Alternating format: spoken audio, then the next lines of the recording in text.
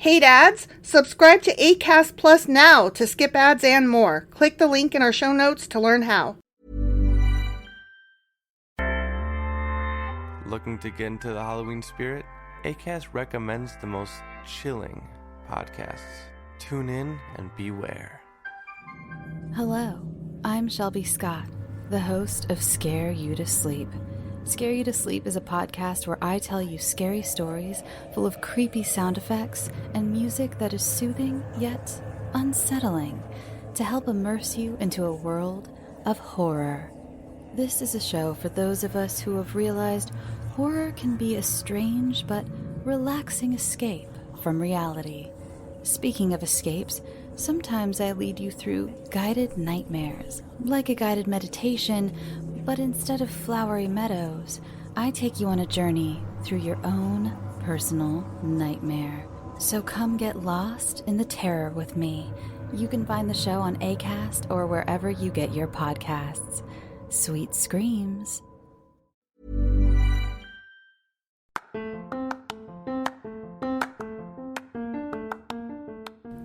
Welcome to Sacrilegious Discourse. I'm husband. And I'm wife. Together, we're reading the Bible for the very first time.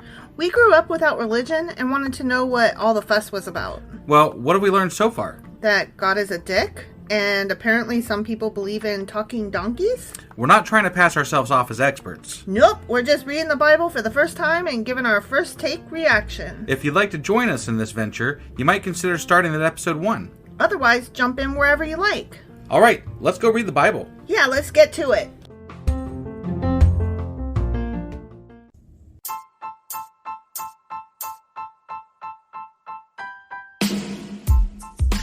Hey, wife. Yes, husband. Did you know that we are now on Patreon? Yes, because you told me, but also, no, tell me more.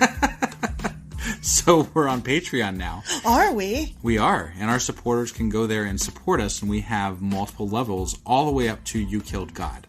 That sounds really drastic and escalated quickly-ish. Well, no, there's multiple levels before there, so it escalates on a sliding scale of, cheap to not cheap.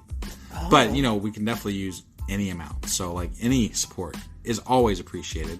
So, what exactly is Patreon? It's a place where you can show your support for our podcast. And just our podcast? Any podcast or any performer.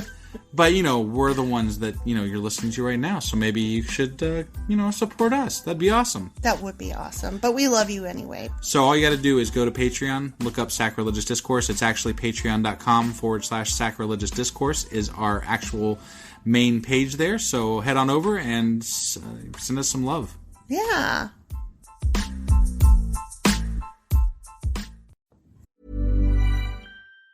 Hey, small business leaders. Are you doing it all at your company? JustWorks can relieve you of some of the administrative work you don't love. Things like running payroll, managing benefits, and figuring out state-by-state regulations. Whether your team is remote or in person, you can give them access to large group health insurance plans and manage onboarding, payroll, and PTO, all in one place. Learn more at justworks.com.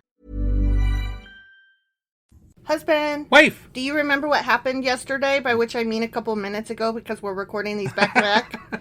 They're coming back from exile. They are. Yeah. They're coming out of fucking Babylon. We had a few seconds of story at the beginning of last week. Mm-hmm. That's giving me hope. I mean yesterday, not last week. Yeah, well, yeah, that's what I meant, yesterday. Yeah. Sorry. Yeah. But it's giving me hope. I'm like, we're almost there. Maybe there's some more story in this one. Maybe they intermix it. Maybe there's some better stuff. I'm hopeful. I'm hopeful too. I'm being hopeful here. Well, let's go see what's going to happen. All right. So yesterday we did 1 Chronicles chapter 9, and today we're jumping into 1 Chronicles chapter 10. Let's go do this. Okie dokie.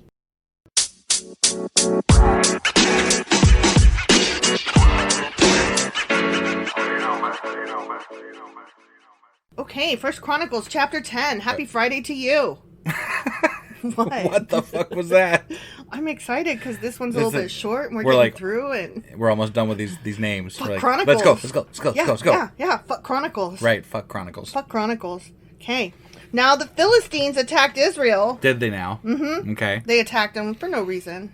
Right. They just I mean, came out of obviously, nowhere. these are God's people. They obviously attacked them for no reason. It was not justified, unlike the times when they attacked them for sheep land and stuff like that. Right, I mean, when the Israelites attacked them. The Israelites are allowed to attack whoever they want. If your sheep need to graze, it's obviously a good reason to kill people. Duh. God. Okay. So the men of Israel fled before them. Many were slaughtered on the slopes of Gilboa. Oh, isn't that Blessed Mountain? I don't know. Or is that Cursed Mountain? I don't know. It's one of the mountains. Is it one of the mountains? It is. Okay.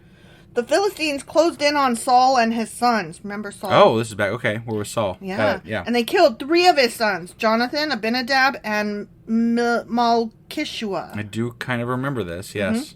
The fighting grew very fierce around Saul, and the Philistine archers caught up with him and wounded him. Okay. Wait, they wounded him. So, wait, this is where the guy was... Isn't this where the guy was in the field with him and then he came... This is one of the contradictions that I couldn't get to. Right, That I right. read about. Right, But so, I couldn't say. The guy came... Just to reiterate, I think the guy came back with the dude's head, right? And was like, hey, they killed him in battle, right? Yeah. And then they killed him. Pretty sure that for was Saul. Having killed him or whatever. Yeah. They killed the messenger. head bearer. Yeah. Right. Yeah. Yeah. They killed the messenger. Fucking assholes. Right. All right. I'm ready. Let's do this. Saul groaned to his armor bearer, "Take your sword and kill me before these pagan Philistines come to taunt and torture me." That poor guy. He got killed for nothing. Right? Fuckers. But his armor bearer was afraid and would not do it. Oh. So Saul took his own sword and fell on it. Oh, damn. Right. Yeah. When his armor bearer, the guy that bears arms, realized that Saul was dead, he fell on his own sword and died. Oh, shit. Right? This is not the story we heard. Right. Yeah, this is not the story we heard, because that dude came back in the last one. I have been sitting on this for so long, since we talked about the Saul contradiction episode. Yeah. Because I read it, and I couldn't say anything about it. Because right. The contradiction was in Chronicles, and we weren't there yet. Yeah, not only did he kill himself, but his armor bearer who was with him killed himself too. Right. That's crazy. Right? So Saul and his 3 sons died there together, bringing his dynasty to an end. When all the Israelites in the Jezreel Valley saw that their army had fled and that Saul and his sons were dead, they abandoned their towns and fled. Yeah. So the Philistines moved in and occupied their towns. I mean, that's what happens in war, I guess, you know? Could you imagine, so we... our country goes to war with another country, invades it, whatever. Yeah. And then me and you just, walk in after the fighting's done, and we're like, Doo-doo-doo. I like this house. We'll just live in this house now. Yeah, that one's nice. Yeah, this one has a bidet. Right, yeah, a bidet. and a hot tub in the back. I don't know. Right, Fuck. right. I mean, get the pick, right? I want a garage. Oh, you It has want to a have a garage? garage, Yeah. And a workshop shed in the back. Yeah. Because I want the garage to be a garage, not a workshop. Really? That we can't park in. Okay. I want to be able to park in the garage. Because we have such nice cars that we need to keep. But it snows here. It would be nice to have our cars in the fucking garage. That's fair. If we don't... I said that's fair. I'm just saying, if we're not going to park in the garage, why not just make it a giant garage-shaped shed? Right. You know? Yeah. Without the garage door part. I said it was fair. Okay. It's all good. We'll do that. Okay. Yeah. When we take over the land. Yeah. From somebody that we conquer. Yeah. Yeah. When we walk in and choose the house. Yeah. Okay. And I've always wanted a bidet. At least we have this life plan worked out. Sure. We're gonna have this one. This one, if it ever happens, we're solid on it. So we're good. Yeah. Yeah. Would you use a bidet? I've always wanted one. I don't know. You would. I would at least try it. You would try it. I'd at least try it. But okay, so when I was a kid, I lived in Italy. Yeah. And everything, bidets were just common. They were in every bathroom. They had bidets for days. Bidets for days. Oh my God, you guys gotta watch Julie Nolke and Pulp Comedy on YouTube. They did good. So, yeah, bidets for days. Right. But I did not understand them because I was just a little kid. And I didn't understand their purpose. And so I can't really... They're like little sinks. But you didn't ever drink out of it, did you? No. But I did let my Barbies bathe in it. Oh, okay. Because it's Barbie pole shaped size.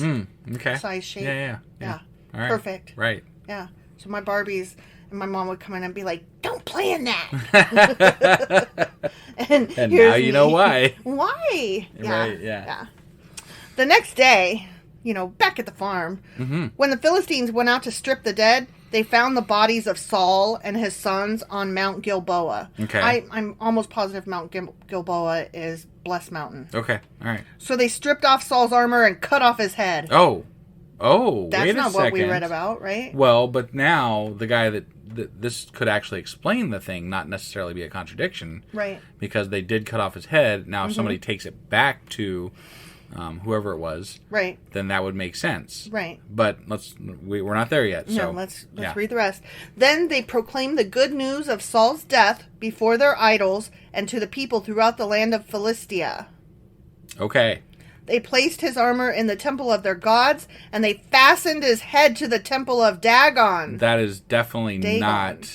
not taking it back to the people. Right? So holy shit. Yeah. But when everyone in Jabesh Gilead heard about everything the Philistines had done to Saul, all their mighty warriors brought the bodies of Saul and his sons back to Jabesh. Yeah. Then they buried their bones beneath the great tree at Jabesh, and they fasted for 7 days. So Saul died because he was unfaithful to the Lord. Not because, Because he was killed in battle. Right. Right, yeah. He failed to obey the Lord's command, and he even consulted a medium instead of asking the Lord for guidance. I mean, he was kind of a dick. He kept trying to kill David and stuff, Yeah. But at the same time, God liked him at one point, too. Mm-hmm. And then he kind of went crazy. And I feel like that was God's fault. Yeah. If there was a God, Yeah. I'm just saying. Yeah, I agree. God could have stopped all that from happening. He could have. So the Lord killed him and turned the kingdom over to David, son of Jesse. The end. Oh, that was it? Yep. Well, that was story. That was story. That was story, damn it. We're almost through this. I think we're yeah. Well, did we're we get reading through shit. the This names? is I don't know. I thought it went to like the 11th chapter. Yeah, that's what I thought. But now maybe this is like a respite, and then we got one more, and then 11. I don't know. I don't know how to take this, but I enjoyed it. If you didn't skip this one, be glad you didn't skip it because there's story, right? It was a great way to end the week. Yeah, no, Oh my I mean, God. you couldn't ask for a better way to end the week. After all those fucking names. It was like, it's Friday, have a short chapter, and have some story. And it's got some substance. Yeah. Yeah. And we even had a contradiction that we caught it in the middle of it. Right? Like, it doesn't get any better than that. We had coffee even. We did have coffee. Yeah. This was the best It was episode a ever. great episode. I don't know how you guys feel about it, but we loved it. I kind of wish I could go back and, be funnier. And, right. Because, we didn't know. We were kind of sunken beforehand, thinking names, right? Yeah. And now, I didn't know to be better on my game. Right. We didn't know we had to be on the ball. Yeah. Shit. Which, you know what? We should always be on the ball. That's we should on always us. be on. Yeah. That's on us, That is husband. on us. Yeah. Definitely. Okay. We'll do better next time, you guys. Well, I mean, Always I bring your think it game. was all right. It was all right. We did okay. Right, but even with names, we should always be on our game. I mean, it's hard. It is hard. It's really hard. It's really hard, you guys. Yeah. So, anyway, that was 1 Chronicles chapter 10. Sure as fuck was. And tomorrow we're going to be back with 1 Chronicles chapter No, 11. incorrect. No, tomorrow is Saturday. I am so sorry. And so tomorrow, Saturday, we're doing Saturday Q&A. And right? then, And then on Sunday, we'll do Sacrilegious Book Club. And that evening, husband will post the weekly wrap-up. Correct. Or replay. I usually do it in the morning, but whatever. Okay. Sometimes I'm lazy and I do it in the evening. Whatever. Yep. Whatever. Well, you usually try to include the book club and the... Yeah, which we usually finish the night before, so that's true. Okay, I don't know what I'm talking about. So anyway... Yeah, wife doesn't know what she's talking about. Shut up. And then on Monday, we'll be back with 1 Chronicles chapter 11. There we go. Okay. That's better. Good all right. call. Good catch. We will see you guys tomorrow. Bye.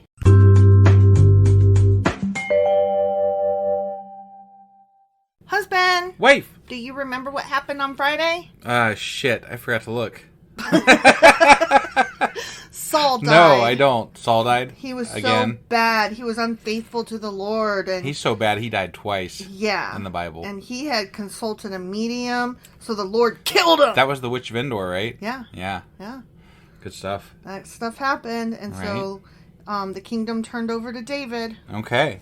All right. So that was 1 Chronicles chapter 10. Oh, might I Sure as fuck was. Might I say, What? there was story last time. There was. Which means there might be story today. There probably is. That's exciting shit. That is very exciting. So what are we doing today? Oh my God. I know I threw you all off here. You are all over the place. I did. I fucked you up. Yes. 1 Chronicles chapter 11. All right, let's go do this. Okie dokie.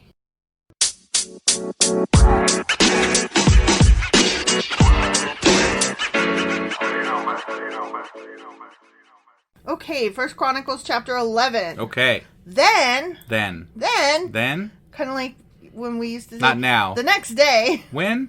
Then, all Israel gathered before David at Hebron and told him, "We are your own flesh and blood. In the past, even when Saul was king, you were the one who really led the forces of Israel. Yeah, we liked you best. Mm-hmm. You were special. Didn't he slay his thousands? Tens of thousands. Tens of thousands? Saul's killed his thousands, and David killed his tens of thousands. Okay. Yeah. And the Lord your God told you, you will be the shepherd of my people Israel. You will be the leader of my people Israel. He sure did. So there at Hebron, David made a covenant before the Lord Those with good old covenants. all the elders of Israel. Can you stop? Oh my God. We've already heard this story. I'm like, And they anointed him king of Israel, just as the Lord had promised through Samuel. They sure the fuck did. Okay. Yep. Then David and all Israel. When? Then David and all Israel went to Jerusalem, or Jebus as it used to be called. Wait, what? It says that in parentheses. Went to Jebus. Jebus. Jebus. Hey, Jerusalem used to be Jebus? It's according to the Bible. Huh. Where the Jebusites... They sure the fuck did. It was Jebus. Yeah. Where the Thank Jebusites... Thank Jebus. I'm sorry. You need to stop. I'm in rare form tonight. Yeah. Where the Jebusites, the original inhabitants of the land, were living. The original inhabitants of the land. Well... The people of Jebus taunted David, saying, "You'll never get in here." Those damn people of Jebus. But David captured the fortress of Zion, which is now called the City of David. David had said to his troops... Because it wasn't that before David... I mean, David had to capture it before it was... I thought he built it. You know what? I think you're right. He literally built the City of David. Well, but was it because they razed the previous city and then they built one on top of it? Oh, well, that's not what it said. It said he built a fucking city and named it after himself. Maybe. Yeah, I don't know. I'll have to... but I think you're... Maybe... I don't know. That might be one of those contradiction-y things. It might be. I thought he built that city himself. We'll find out at some point. So anyway, it's now called the City of David. Yeah, not Jebus. No. David had said to his troops, "Whoever is first to attack the Jebusites will become the commander of my armies." Yeah. Okay. Mm-hmm. And Joab, the son of David's sister Zeruiah... Watch out for that Joab guy. ...was first to attack, so he became the commander of David's armies. Mm-hmm. David made the fortress his home, and that is why it's called the City of David. That's why. No, it's because he fucking built it is why it's called the City of David. I'm really upset about this. Yeah. He extended the city from the supporting terraces to the surrounding area. I do remember they said that. While Joab rebuilt the rest of Jerusalem. I think you might be wrong here. I think he did conquer a city and then rename it David. Well, I'm going to find out. And he built upon it, but like... I'm going to find out because I'm very upset about this. Right, okay. And David became more and more powerful because the Lord of Heaven's armies was with him. Not because he was just a good leader.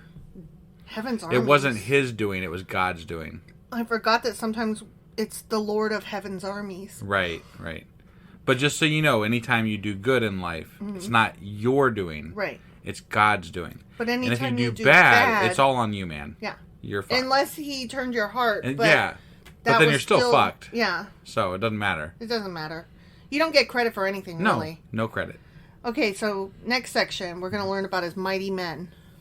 Remember his mighty men? His mighty men? Mm-hmm. Okay. These are the leaders of David's mighty warriors.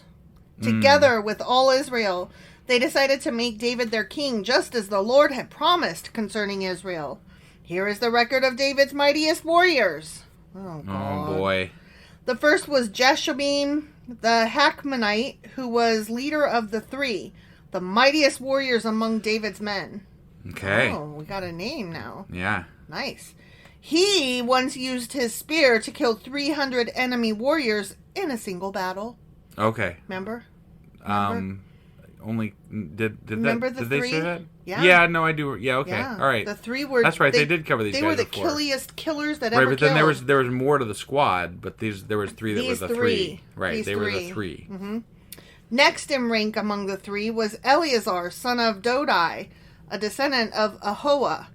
He was with David when the Philistines gathered for the battle at Pasdammim and attacked the Israelites in a field full of barley. That was not a barley party. That was not a parley party that day. Parley party. It was a party of parleys. Yeah, sure. Parlay? We'll just go with that, yeah. The Israelite army fled, but Eleazar and David held their ground in the middle of the field and beat back the Philistines. All by themselves, you know? That's the way that goes. You just kill an entire army with 2 people. So the Lord saved them by giving them a great victory. Yeah. So they won, so the Lord let them win.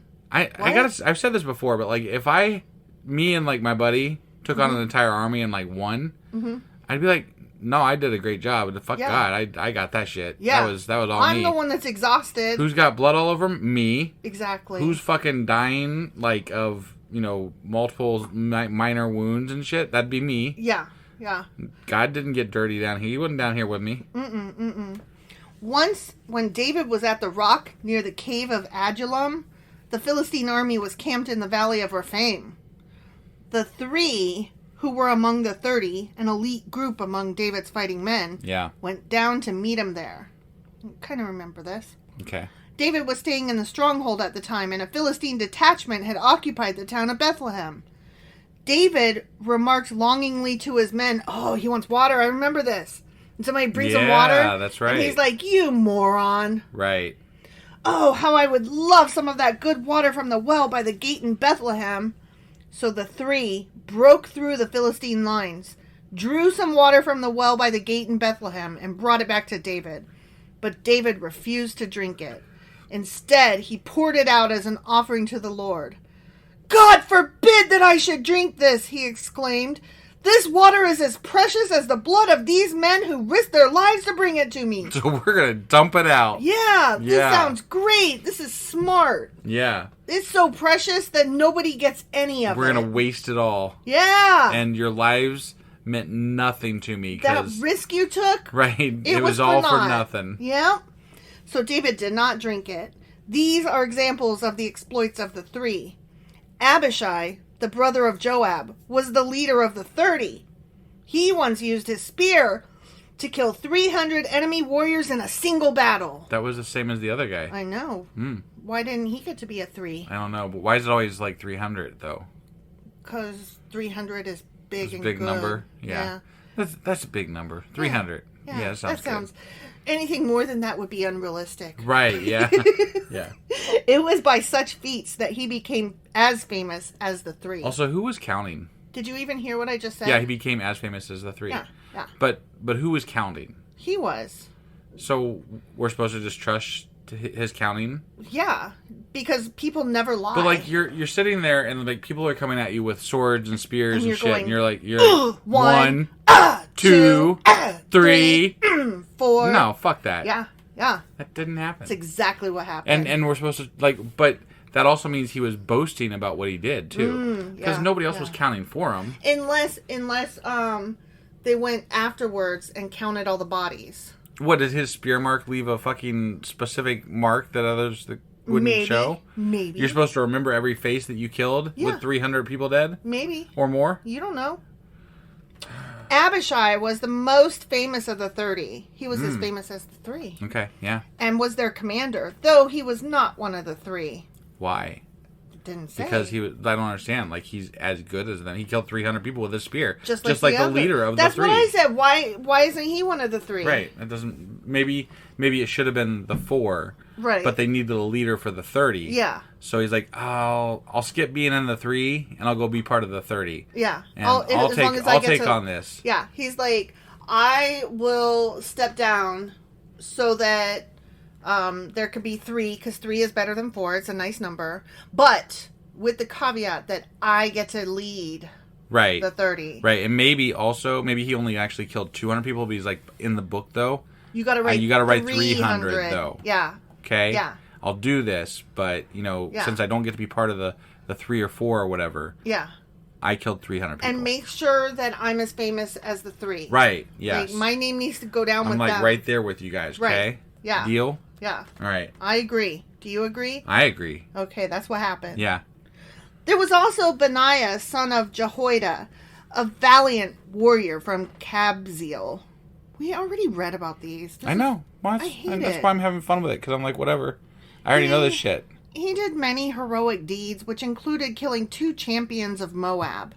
Yeah. What's a champion? A good fighter. Okay. A good fighter guy. Is it like they're 30? Yeah. Okay. It's their 3. They're 3? Yeah. Okay. Another time, on a snowy day, he chased a lion down into a pit and killed it. Pesky fucking lions. I hate when lions chase me and stuff. Right? But it's sad that he chased it into a pit and killed it. Right. Like, leave the lion Why did you... alone. Yeah, why were you chasing around a fucking lion? Once, armed only with a club, he killed an Egyptian warrior who was 7 feet tall. Jeez. And who was armed with a spear as thick as a weaver's beam. Remember the weaver's beam? The weavers, yeah. We had to look that up, yeah. Yeah. I remember. Benaiah wrenched the spear from the Egyptian's hand and killed him with it. Oh, man. I forgot about that. Yep. I remember it now, though. Right. Deeds like these made Benaiah as famous as the 3 mightiest Oh my gosh, warriors. here's another famous person. But he was not quite as good enough to be the leader of the 30. Yeah. He's like, I wish I could be a 3. But he's close. He's right up there. He was It was going to be 5, then they were like, well, we can't have 5. We got to have 3. Yeah. So you guys got to go do other things. Yeah. And And you're still going to get a mention, man. You're getting a shout out. but you are not as good you're not as part of the 3. yeah. And you're not as good as the one who's going to lead the 30. Right. But you're not just like in the mix with the 30. Right. You get your own mention, man. Yeah, you're a special good. 30. You're special. He was more honored than the other members of the 30, though he was not one of the 3. Mm-hmm. And David made him captain of his bodyguard. Oh, See? okay. That's what happened. Right. Yep. David's mighty warriors also included... Oh, Jesus. Here we go. Ready? Yep. Asahel, Joab's brother. Elhanan, son of Dodo from Bethlehem. Shema from Herod. Helez from Pelon. Ira, son of Ikish from Tekoa. Abizar from Anathoth. Sibbecai from Hushah. Zalman from Ahoa. Maharai from Netopha. Helid, son of Bana from Notopha. Ithai, son of Rabai from Gibeah, in the land of Benjamin. Benaiah from Pirathon. Hurai from near Nahal Gosh. Not Near from there, Nahal just Gosh. from near there. Near. Okay. Abai Albon from Aruba, Jamaica. Come on, I want to take you.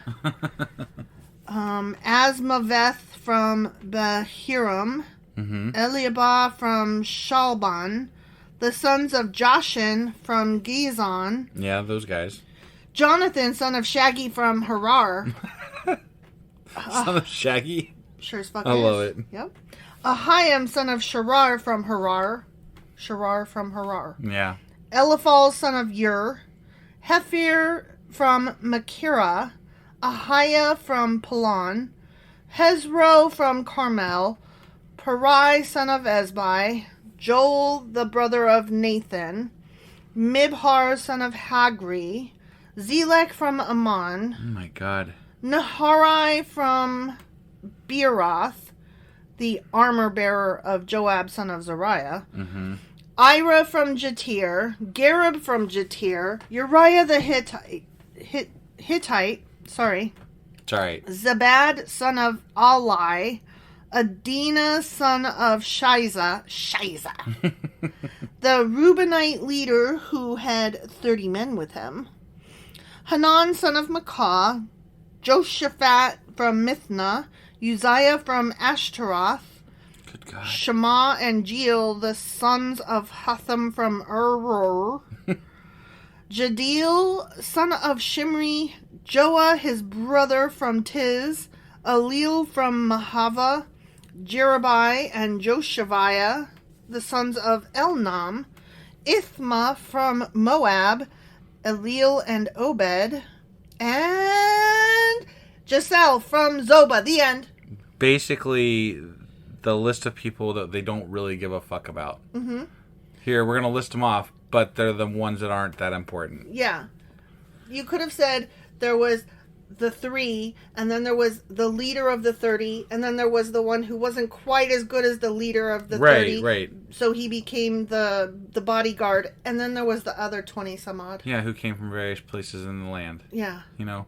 Like, just leave it at that, and we'll man. write it down, but not here. Right, we don't need to know all their fucking names. Yeah. And nobody needs to know all their names. No, nobody. But okay.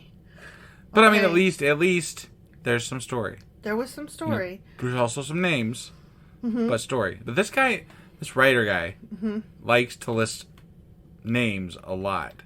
Well, that's why he's called a chronicler. Yeah, I'm not all about chronicling names. I'm like, we already chronicled this shit, right? So why do we got to chronicle it again? Well, I feel like you're over chronicling. He's a historian, and he didn't know that what he was writing was going to be paired up in the same book eventually with the other stuff. I feel like they've had like 3,000-4,000 years to like edit this shit out. I agree. I'm just saying, like, this could have been totally so much better, you know? Yeah. And they used to rewrite the Bible all the time back then. Why can't we just rewrite it? Well, hell, they still rewrite it. Yeah. There's all kinds of fucking versions of the Bible out there. Mm-hmm. And this new translations. Why can't we just edit some of this bullshit out? I would edit some of this bullshit right? out. Mm-hmm. And we're planning on it. Yeah. Like, as soon as you ever get started on it. Hey, fuck off. Just in case we haven't mentioned it before, I think we probably did. But we're planning on writing a sacrilegious Bible. Sacrilegious discourse Bible. Yeah. It's not a sacrilegious Bible. It's the Bible as written by sacrilegious discourse. Right. Wife and husband. We're going to have fun with it. Mm-hmm. And we're going to release it book by book. Yeah. So. And there'll be F-bombs. Someday we're going to have a self-pub, Bible-y thing out there. A Bible-y thing. Bible-y thing. Oh my God, that's probably what we're going to call it, too. Sacrilegious discourses Bible-y thing. Yeah, I like that. Yeah. I like that. I think it should, instead of saying Bible, it should say Bible-y thing. Yeah. Yeah, definitely. Cool. All right, guys. That was 1 Chronicles chapter 11, and tomorrow we will be back with 1 Chronicles chapter 12. We'll see you guys then. Bye.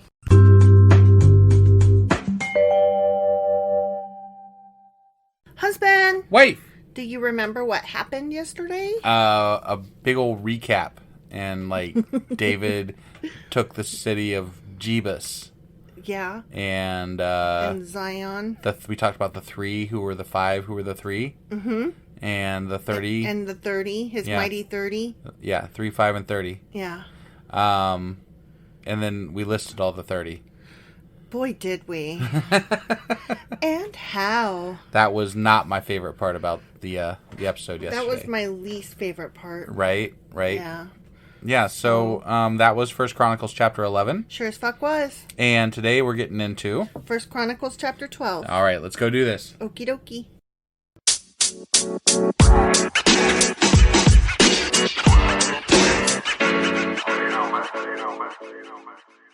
Okay, 1 Chronicles chapter 12. All right. I'm very excited. More David stuff. You sound really excited. Well, this repeat of shit is not my favorite. No, nor is it my favorite. No, and it's just more about David that right. I already did that. I know, right? Okay. Gird your loins. Hold on to your butts. Okay. The following men joined David at Ziklag while he was hiding from Saul, son of Kish. Okay. They were among the warriors who fought beside David in battle. All of them were expert archers. Great. Naturally. That's awesome. Were they as good as Katniss Everdeen? I doubt it. And I feel like we've used that before, though. Have we? Yeah. Oh, I'm sorry. Just saying. Sorry.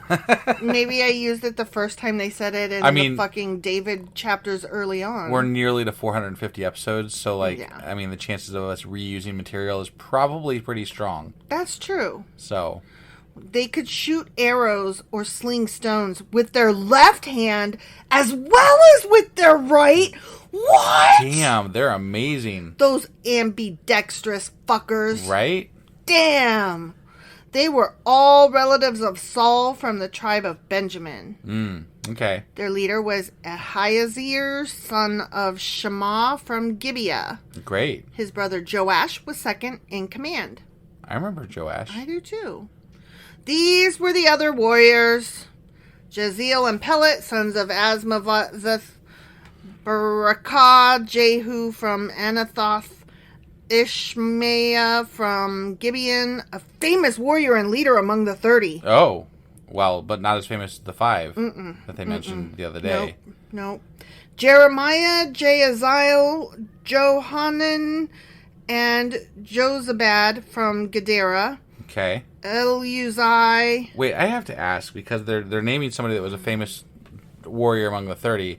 Are we doubling up, like, naming some of the same fucking people again in, like, the very next chapter? Yeah. I can't keep track of who we're naming, but it feels like yeah. What? Yeah. I think so. Eleuzai, Jeremoth, Beliah, Shemariah, and Shephatiah from Haruph, Elkanah, Ishiah, Azarel, Joezer, and Joshabim, who were Korahites. Yeah, they were, I guess. Joelah and Zebediah, sons of Jeroham from Gedor.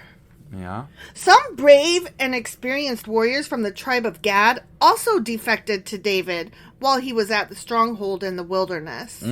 Okay. They were expert with both shield and spear. Well, it would really suck to just be an expert at shield. So it's probably good that they have the spear, too. But guess what? What? They were as fierce as lions and as swift as deer on the fucking mountains. I think Boom. they're lying. I bet they are I don't lying. think they could beat a deer in a foot race. No, I don't think so they're either. lying. Yeah. Ezer was their leader. Obadiah was second. Eliab was third. Mishmanah was fourth. Jeremiah was fifth. Attai was sixth. Eliel was seventh. Oh my God. Johanan was eighth. Elzabad was ninth. Jeremiah was 10th. Holy fuck. This is painful. Machbenai was 11th. Okay? Yeah, great. Okay. These warriors from Gad were army motherfucking commanders. Wow, that's great. Even the weakest among them could take on 100 regular troops. Yeah. And the strongest, ready? Yeah, I'm ready for this? Ready. Could take on 1,000. That's more than... Wait, that's... Then what's so special about the 300 that the other guy killed in the battle? Exactly. That makes it sound like chump change. Yeah. I'm not buying this because they're not... This is lies. Right. They're like, wait, 300, he killed 300 in one battle. And then they're like, but these guys can take on 1,000 and they're less than those guys. But which one is it though? Because you're kind of just making up fishtails here that just keep getting fucking larger. Yeah, they're just throwing numbers at us. Right. They didn't expect us to pay attention. Oh, right. I forgot it. That part is where they fucked up. Yeah. Okay. These were the men who crossed the Jordan River during its seasonal flooding at the beginning of the year and drove out all the people living in the lowlands on both the east and the west banks. They were like, get ye out. Ye do not live here anymore. Right. I love land and this one is mine. Right. Others from Benjamin and Judah came to David at the stronghold. David went out to meet them and said, if you have come in peace to help me, we are friends. But if you have fucking come to betray me to my enemies, you assholes, when I am innocent, then may God of our ancestors see it and punish you bitches. Then the Spirit came upon Amasai, the leader of the 30, and he said, we are yours, David. We are on your side, son of Jesse. Peace and prosperity be with you and success to all who help you, for your God is the one who helps you. Yeah. Yep. Delicious. Slurp. So David let them join him, and he made them officers over his troops. So he just took in these people who, quote unquote, defected. Yeah. Right? Yeah. And he's like, you're automatically in charge. Yep. That seems like, I mean, not fair. Look, I get it. Like, they're good warriors, maybe, right? Okay, so that's awesome. But, like, wouldn't you take somebody that had been with you the whole time and be like, yes, look, I understand you're really good, but you're going to need to, like, stay in the ranks for a bit before we promote you because I'm trusting you with my entire army. So, like, I need to know that you're not going to redefect. Yeah. Maybe you're a double spy. Right. But They were really stupid back then. Maybe they didn't know about double spies. There could be that. And they had a lot of fucking faith in God sometimes, like David did. He's like, may God strike you dead if whatever, blah blah blah blah blah. I'm like, no, that's not going to happen. But okay, right. Some men from Manasseh defected from the Israelite army and joined David when he set out with the Philistines to fight against Saul. But as it turned out, the Philistine rulers refused to let David and his men go with them. I remember that. After much discussion, they sent them back, for they said, "It will cost us our fucking heads if David switches loyalties to Saul and turns against us." Right. And I don't blame him because he was secretly killing Philistines, on the side. So yes, he was. Here is a list of the... Do we have to? We have to. Here is a list of men from Manasseh who defected to David as he was returning to Ziklag. Joy. Adnah, Jozabad, Jadiel, Michael, Jozabad, Elihu, and Zilithai. That wasn't that bad. No, that wasn't that bad at all. Each commanded 1,000 troops from the tribe of Manasseh. Okay. All right, whatever. Yeah. They helped David chase down bands of raiders, for they were all brave and able warriors who became commanders in his army. They were brave and able. Able and brave. Yeah. I mean, it's true. Multifaceted. You can be brave and not be very able. True, right? And you can also be, really able, but so fucking stupid and not brave at all. Right. Yeah. So, to be both, that's great. Yeah, it's better than not being both. That's like when I say, I am good with words not. Right, yes. Day after day, more men joined David until he had a great army, like the army of God. Just like it. Okay? So, the army of God is like David's army? Mm-hmm. Is David's army actually the army of God? No, it's just like it, though. Like it. It's just like it. Then what battles have the army of God fought in? It's not listed here. Okay. I don't know that they've ever listed any battles that the army of God fought in. Maybe it's in one of those missing scrolls. Oh, okay. That's probably what it is, yeah. But apparently David's army is almost like it. Right. I mean, basically what I've seen is just God, farting on the enemies and, making them be weak and shit. What I have noxious fumes or something. What I have seen is that there's no such thing as God. Right. And that I meant to say that's what we read. Yeah. Sounded more like he farted on people. Well, these people are stupid.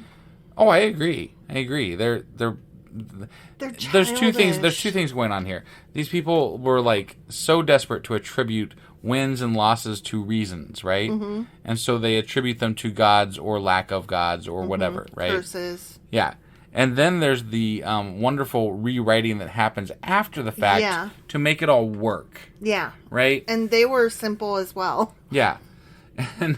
And not only are they trying to rewrite it to make it work, they have to write it more than one time in the same fucking book to make sure that they get it exactly right. Or, sometimes... No, what you're saying here is not true or fair. Okay. They were not writing a book. Right. And they were not rewriting another chapter of a book. All right, that's fair. You're right there. But at the same time, there are multiple people writing sections of what is now the Bible, and they are fighting over who can make David the greatest. Right. And I agree with you on that. Okay, guys, this is really just a shit show at this point, because do you know how many things you fucked up within writing, while writing this thing? Yeah. It's true. It's piling up. Yeah. Okay. He's just a dude. Right. Whatever. These are the numbers of armed warriors who joined David at Hebron. They were all eager to see David become king instead of Saul, just as the Lord had promised. Mm-hmm. From the tribe of Judah, there were 6,800 warriors armed with shields and spears. From the tribe of Simon, there were 7,100 brave warriors. From the tribe of Levi, there were only 4,600 warriors. I mean, they were the priests, so... This included Jehoiada, leader of the family of Aaron, who had 3,700 under his command. Wait, what? They said that... Leader of the family of Aaron. Okay, I got it. Yeah. This also included Zadok, a brave young warrior with 22 members of his family who were all officers, I will have you know. From the tribe of Benjamin, Saul's relatives, there were 3,000 warriors. Damn. Okay. Saul's relatives were... They're like, fuck Saul. Fuck Saul. We're related, but not by choice. Right. Most of the men from Benjamin had remained loyal to Saul until this time. From the tribe of Ephraim, there were 20,800 brave warriors. Damn. Right? Each highly respected in his own clan. Mm-hmm. From the half-tribe of Manasseh west of the Jordan, 18,000 men were designated by name to help David become king. Wow. Holy moly. From the tribe of Issachar, there were 200 leaders of the tribe with their relatives. All these men understood the signs of the times and knew the best course for Israel to take.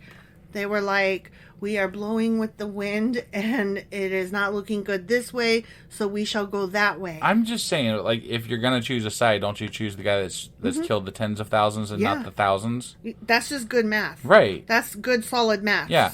I don't think this has anything to do with what's good for Israel or anything. No. It has to do with the fact that David apparently is a good leader. And he is able to kill a lot of people. Yeah. So, I mean, dude killed a giant, for fuck's sake. From the tribe of Zebulun, there were 50,000 skilled warriors. They were fully armed and prepared for battle and completely loyal to David. That's great for David. Slurp. From the tribe of Naphtali, there were 1,000 officers and 37,000 warriors armed with shields and spears. Wow. From the tribe of Dan, there were 28,600 warriors. That's a lot for Dan. All prepared for battle. Dan brought it. Yeah, they're like, he did. They're there. Like, because they were a small tribe. They were a small tribe. You know? Yep. I'm just saying, Dan did their part there. Good on you, Dan. Right? From the tribe of Asher, there were 40,000 trained warriors, all prepared for battle. Okay. From the east side of the Jordan River, where the tribes... Oh, shout out to East Side Gang! What? Where the tribes of Reuben and Gad and the half-tribe of Manasseh lived, there were 120,000 troops armed with every kind of weapon. Every kind. Even pots and pans. I mean, from what I have seen... They just picked up sticks. Like in the movie Tangled, a frying pan is the best weapon. Right. Yeah, those work really well. Raiders of the Lost Ark, frying pan... Just telling you. But if you're going to use a stick to battle, don't pick it up on a Sunday, for God's sakes. Right, because it might be the wrong kind on the wrong day. And it's the wrong day. Yeah. Remember the guy that died on, the Sabbath for... Aaron's sons. No, they lit the fire. Oh, yeah. There's another guy that died on the Sabbath for picking up sticks. I'm sorry. It's also arbitrary and stupid. It's hard to keep straight. Yeah. All these men came in battle array to Hebron with the single purpose of making David the king over all Israel. In fact, everyone in Israel agreed that David should be their king. I bet Saul did not agree. I don't think he agreed. I'm pretty sure he disagreed. Right. They feasted and drank with David for 3 days, for preparations had been made by their relatives for their arrival. Yeah.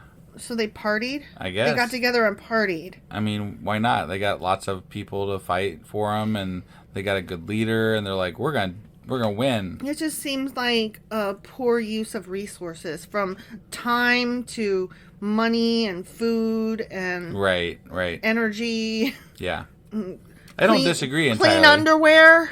But, get their spirits up before they go into battle, Sure. Right. And people from as far away as Issachar, Zebulun, and Naphtali brought food on donkeys, camels, mules, and oxen.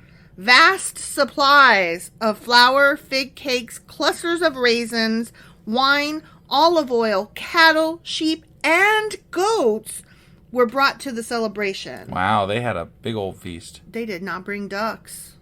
Quack. I mean... Yeah, I guess they didn't. There was great joy throughout the land of Israel. The end. Right. Yeah, except for Saul. Right. Saul was not joyous either. He was not on board, and he was not joyous. Yeah, he disagreed, and he lacked joy. Right. He was not all about this. No, he was not. No. But David's guys were. David's guys were all on board, apparently. They were throwing the biggest barley party you ever heard. We're having a good old time out here, and then we're going to go kill Saul. We are going to gorge ourselves crazy fat, and then we're going to wake up from our drunken, slobbery stupor, and we are going to go kill some fuckers. But they never killed Saul. No. It was the other tribe. I said kill some fuckers. Fuckers, yeah. Yeah. Yeah. They probably did kill some fuckers. I think they probably did. Yeah. But they didn't kill Saul. No. No. No. In fact, David, killed the messenger. Well, depending on which version you read. Right. David killed the messenger that came and told him that they killed Saul. So, yeah. Mm-hmm. All right. Well, anyway, there was that recap.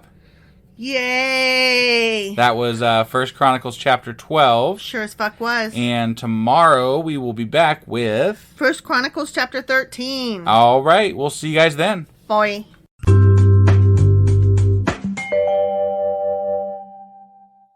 Husband! Wife! Do you remember what happened yesterday? We were recounting who all backed David in his, battles and shit. And, Everybody loves David. And there were some ambidextrous people. They were able to use both hands. That is correct. Yeah. And they were so impressed with that fact. They really were. And they killed thousands and thousands and thousands of men. Yeah, they exaggerated a bit. Remember, they were like, each person can kill 1,000, and we're like, well, wait, the other people that were the best, they only killed 300. Yeah. And we're like, what's going on here? Yeah. And they're like, we don't know. We're the Bible. They were telling big dick stories. Right? Yeah. So that happened. That was 1 Chronicles chapter 12. Sure as fuck was. And today we're getting into 1 Chronicles chapter 13. Let's go read it. Let's.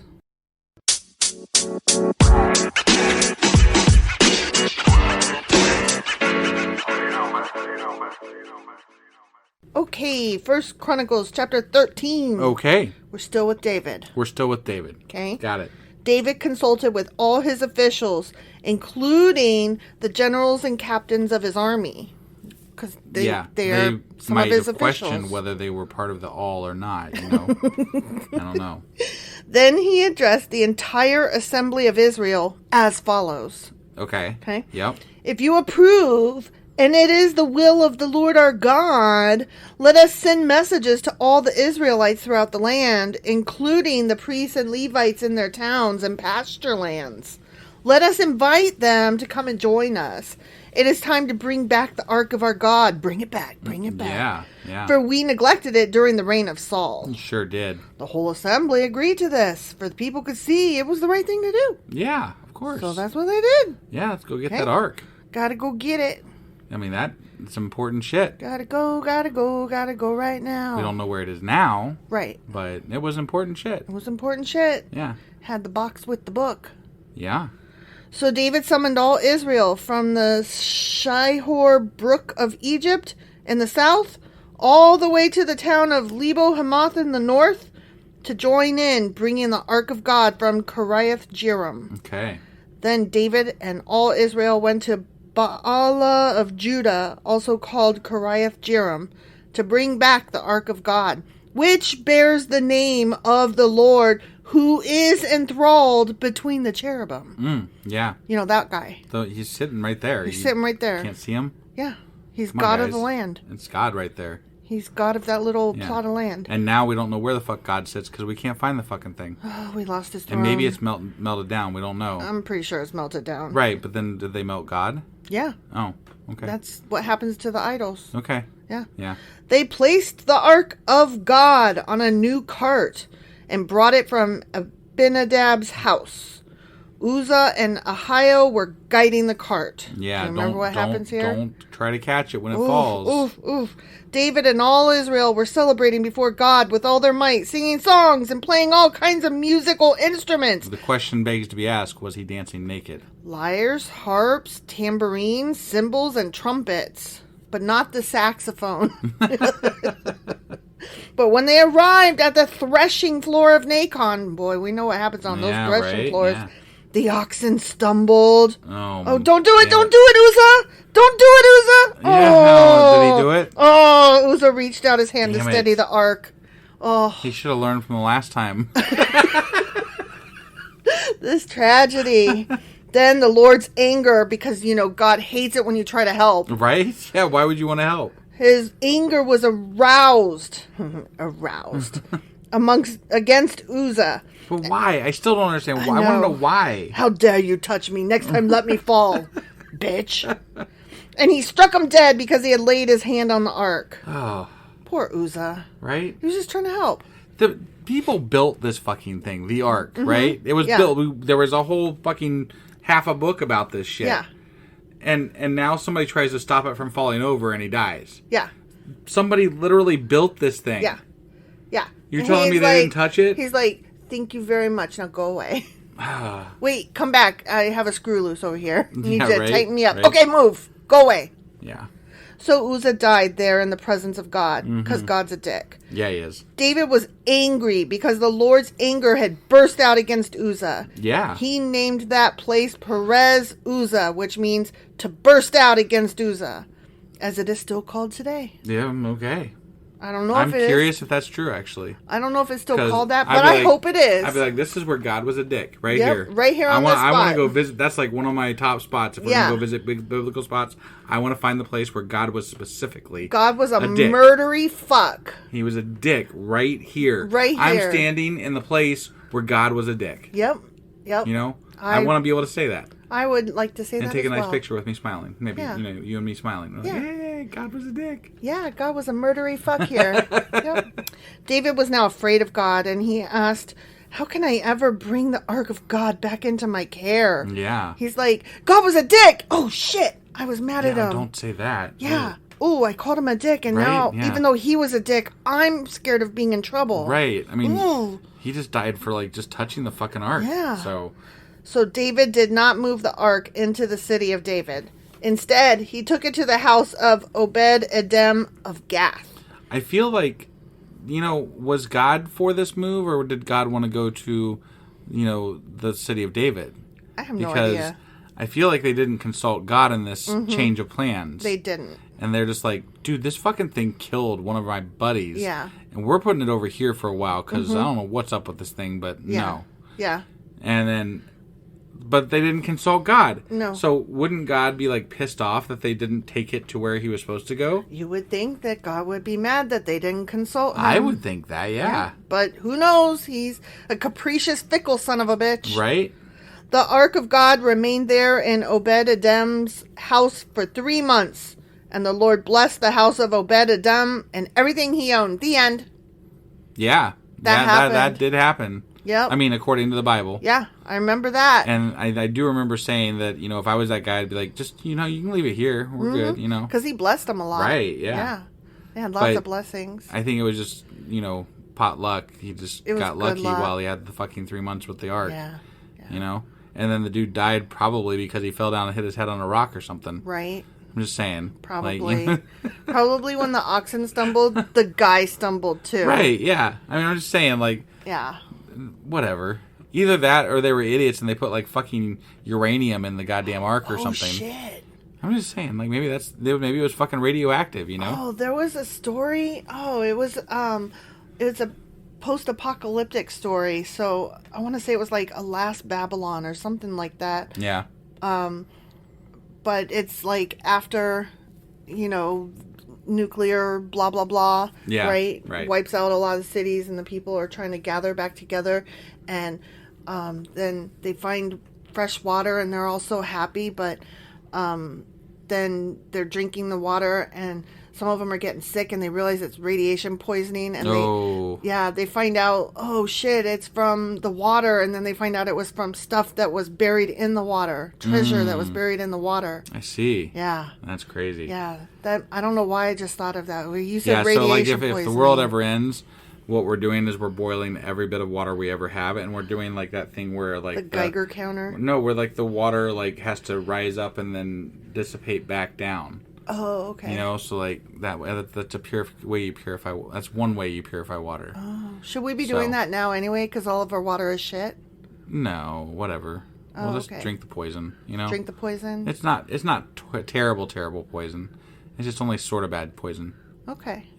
I just wondered because a lot of people say that Dasani is bad, but it tastes good to me. I'm just saying. I think it's more bad for what they're doing as far as I don't know. I don't know exactly what the bad things they do are, so I don't want to say the wrong thing. Right. But, like, I know they have some bad practices as far as a business go. Oh, okay. I think those are the things that people are concerned about.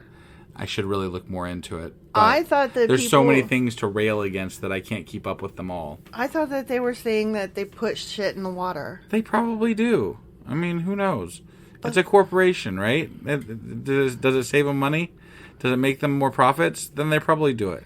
I'm just saying it tastes good to me. So I know one of them I'm bottle a fucking person. like water from Lake Superior and call it fucking, purified water. Glacier purified or whatever. Like, yeah. We could go up there and just fucking dip cups in the goddamn lake and, Yeah, if we don't want to get hit by the FDA or whatever. Right. All right. We're not making water, so. No, we're not making water. Anyway, that was 1 Chronicles chapter 13. Sure as fuck was. And tomorrow we're going to not talk about water, and we'll be back with 1 Chronicles chapter 14. And you don't know, we might talk about water. All right, we might talk about water. I don't know. You just don't know what the future holds. We'll see you guys then, though. Yep, bye.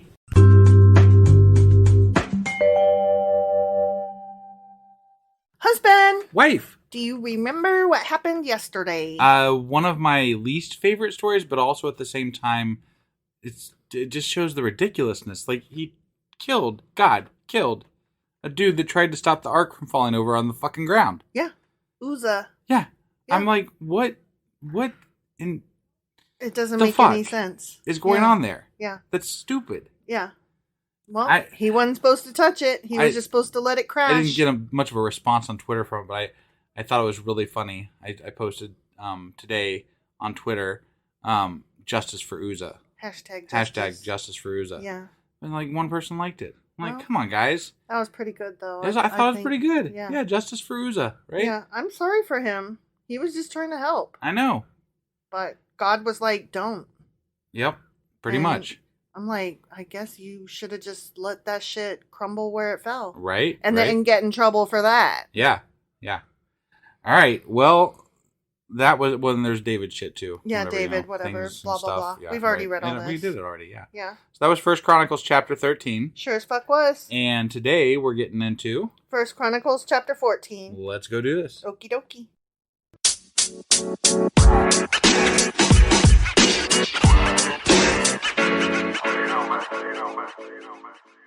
Okay, so 1 Chronicles chapter 14. Here we go. Okay.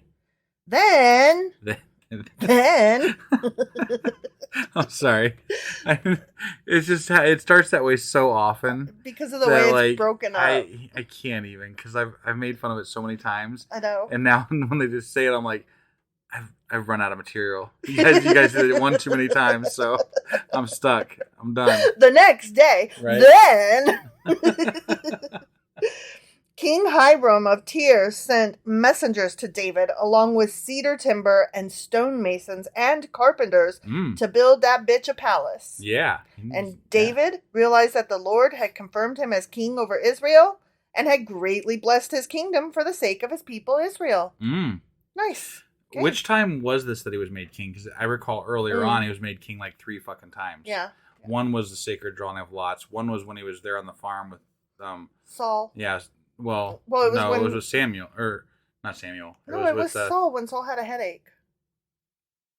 There was the prophet that made him I think it was Nathan or something like that. Oh. That made him a prophet the first time. Okay. And then there was the third time where he actually got made king some other way. But I thought that one of the times was he played his harp for for Saul because Saul had a headache. I mean, that was one of the times he was soothing Saul, but that wasn't when he was made king. Oh, I don't know. I'm pretty sure. I don't know. So. I can't be held responsible. It's all stupid, so who cares? Right. Okay, then David married more wives in Jerusalem. Yeah, because that was allowed then. And they had more sons and daughters. Mm-hmm. These are the names of David's sons who were born in Jerusalem. Don't care. Shammua, Shobab, Nathan, Solomon, Ibhar, Elishua, what? That? Yeah. Elpalet, Noga, Nepheg, Japhia, Elishama, Eliada, and Eliphalet. Oh. Okay, did you get all that? Yeah. I mean, I got that there were words there. Yeah, I'm sorry. There's nothing to apologize. We got to read it. We got to read it. So there's nothing to apologize for. I don't know the pronunciations. They're just all unfamiliar to me. I mean, can you imagine how often we would do an episode if we had to research all the pronunciations in the Bible? Oh my God. We'd only be doing this like maybe once a week. If that. Maybe. If that, because I that would just be studying the fucking pronunciations. Yeah, and I'm not here for all that. I'm just trying to get through the Bible. Yeah. Okay. Sorry to anybody who is. I'm not sorry. No, We're I'm getting sorry. through this shit, and it doesn't really fucking matter anyway. No, but I'm sorry to anybody who is under the mistaken impression that I am doing a scholarly or academic dive into this. Hey, that's their own damn fault because we say it right up front. We are not doing that. No, I'm just trying to read this shit. And react because, we want to. Yeah. I mean, this is the first time we've ever heard this shit. No, this is the second time we've heard this shit. This is the second time we've heard this shit. But you mean the Bible in particular. Yeah. So when the Philistines heard that David had been anointed king over all of Israel, they mobilized all their forces to capture him. They were just friends with him, like just recently. Mm-hmm. Like that seems so weird. They didn't like it. Right. But David was told that they were coming, so he marched out to meet him. He's like, I'm going to tell them a thing. Yeah. The Philistines arrived and made a raid in the valley of Rephaim. So David asked God, should I go out to fight the Philistines? Will you hand them over to me?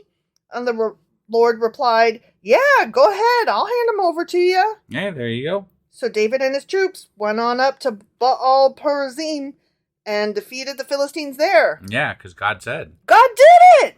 David exclaimed. I mean... He used me to burst through my enemies like a raging flood. So they named that place Baal-perazim, which means the Lord who bursts through. Because remember, Baal means Lord or Master. But I was going to say it could also mean like the Lord is in King David that burst through. Yeah. You know what I mean? Like, it's not necessarily named after God. And I'm just saying that because there's so much confusion about who was worshiping which God and when and how. Right. So, like, maybe it wasn't named after God. Maybe it was named after David. Right. Like, the Lord being David burst through. Right.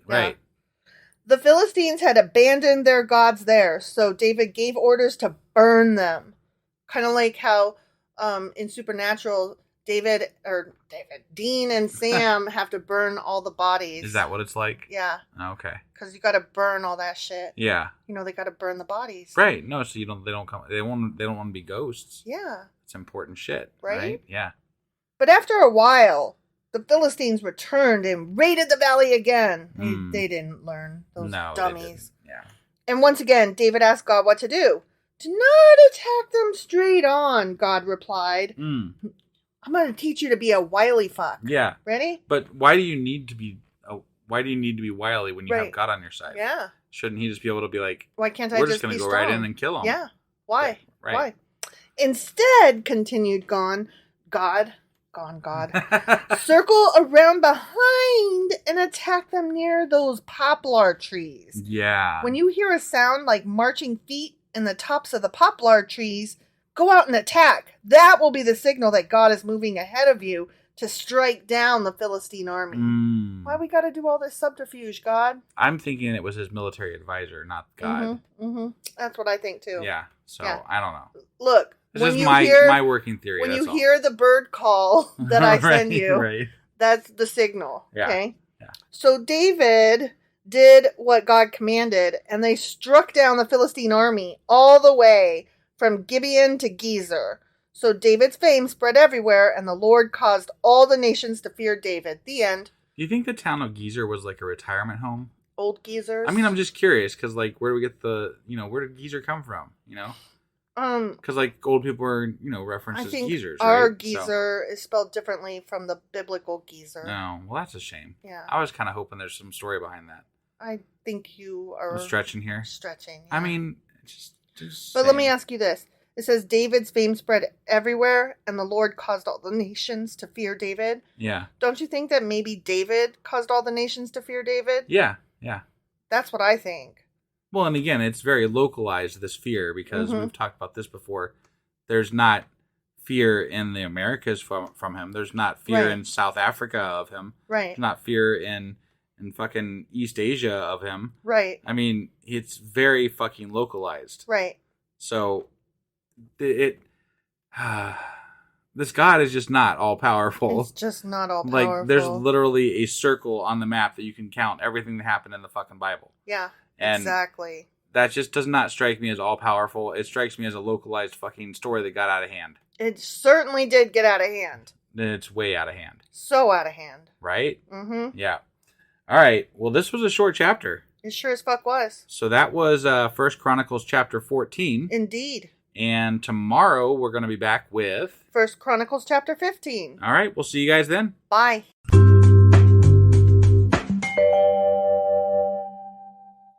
Husband. Wife. Do you remember what happened yesterday? More David.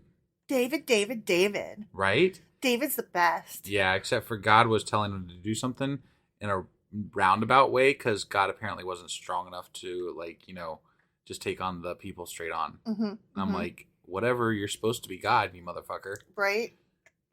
But David's awesome. Something like that. He had 1 billion wives. And he danced naked. And 1,000 babies. Yeah. I would pay good money to see David dancing naked. Would you? I really would, because he would have been bouncing that ding dong up and down. And I just think that is the funniest shit. I want to see him wagging that ding dong for God. You know, today they'd have taken him straight to fucking jail. Well, yeah. Uh-huh. Because that's just crazy shit. Right, yeah. Oh, okay, sorry. Right. Okay, so that was 1 Chronicles chapter 14. It was. And today we're going to be reading 1 Chronicles chapter 15. All right, let's go do this. Okie dokie.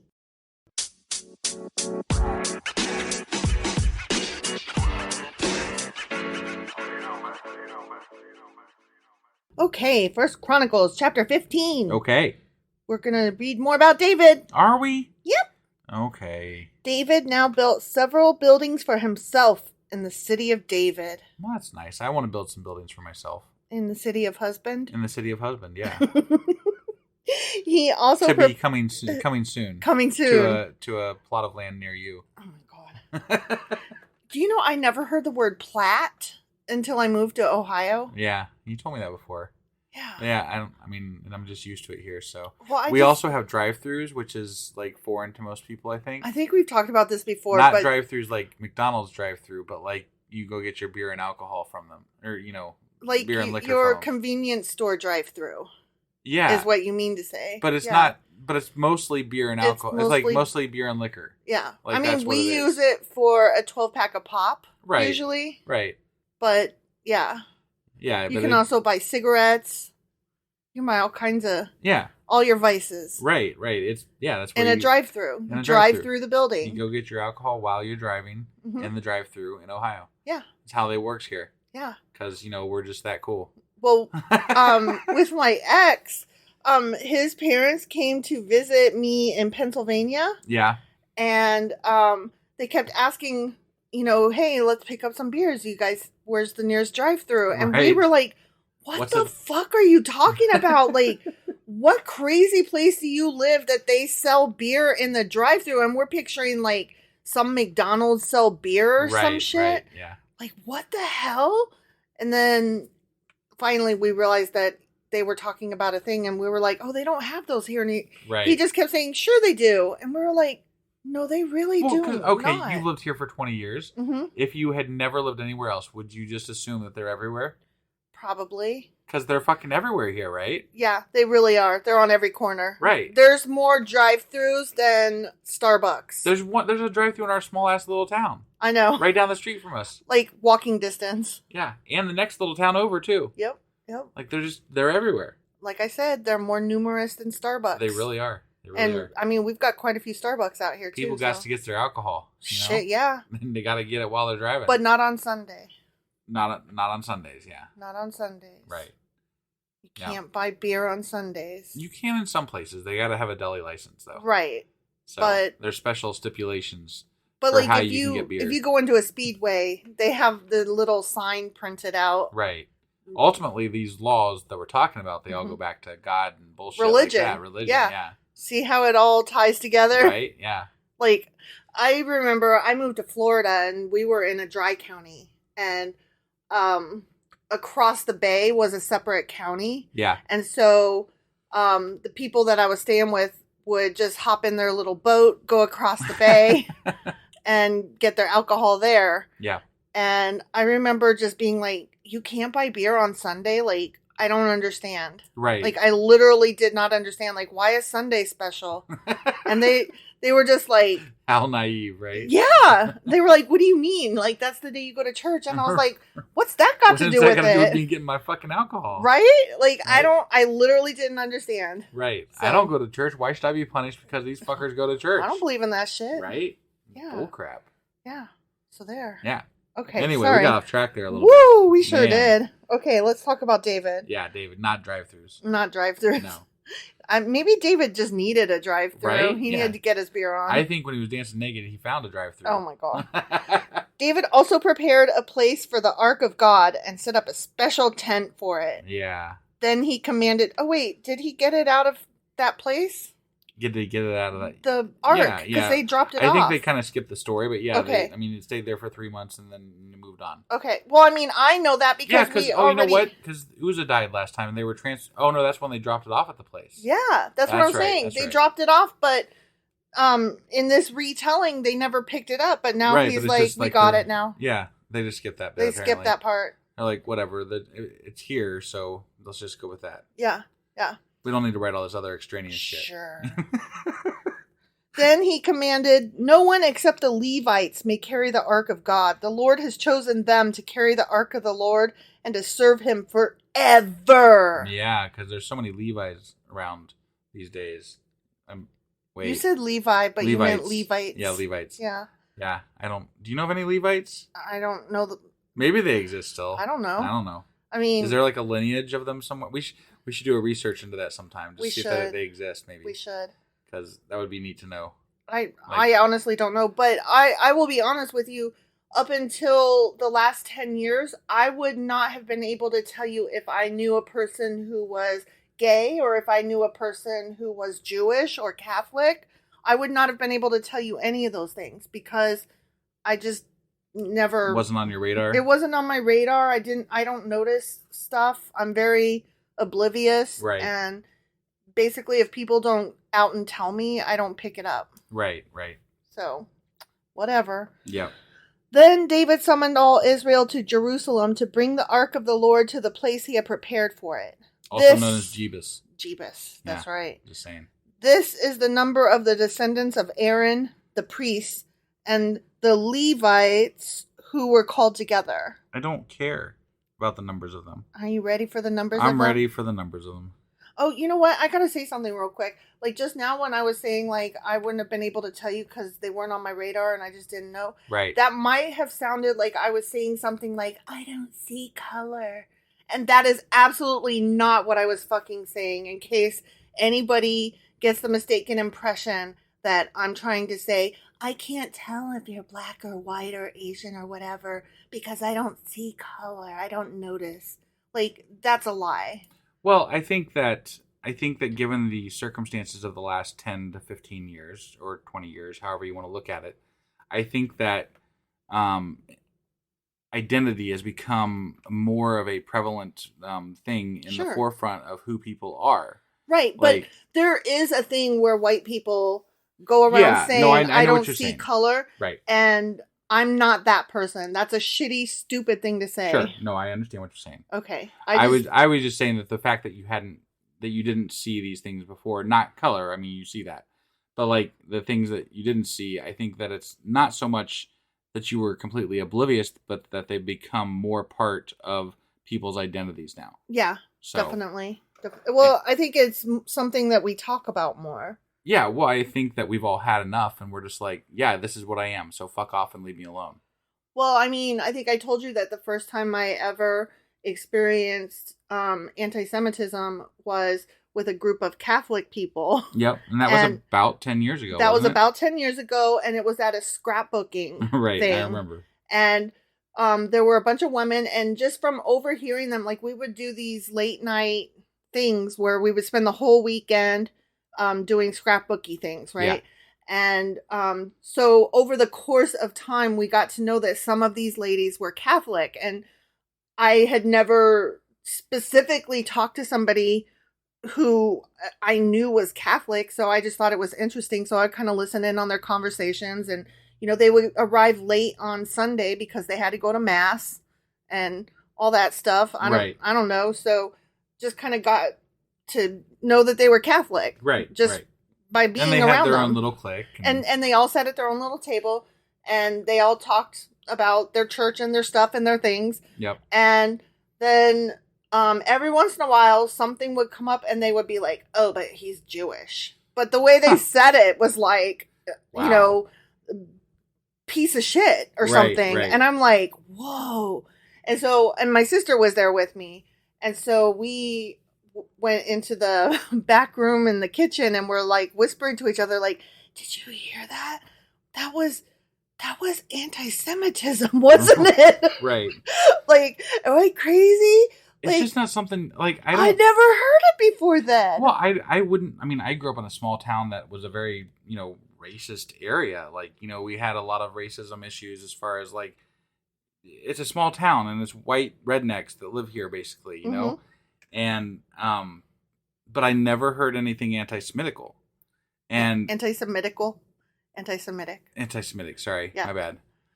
You would have heard racist shit. Yeah, I would have heard. I did hear racist shit. Yeah. But and I had heard racist shit before. Like, let's not pretend that that's not ever an issue. I had heard that plenty of times. But I guess growing up, knowing about Nazi Germany and the Holocaust, I just figured that, and never having heard any anti-Semitic, statements. Right. I would have figured that we're just mostly past that, aside from like a few people here and there, right? That's what I thought. Totally. But no, they're just like sitting there at scrapbooking, talking like this. So that blew me away a little bit when you came back with that. Honestly, yeah, we stopped going there. Yeah, because it was the owner was one of the people saying that shit. Oh wow, yeah.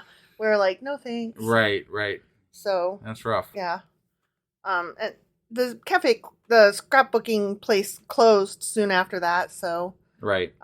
It had nothing to do with us, I'm sure, but.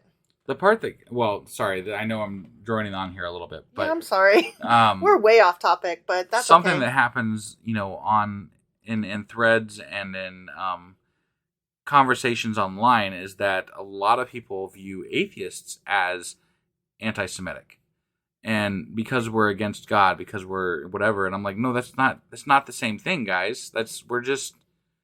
We don't believe in God, and we're against all the religions, right? And we're fine if you want to worship God, but leave us the fuck alone, really. And get out of my Sundays, get out of my laws, right?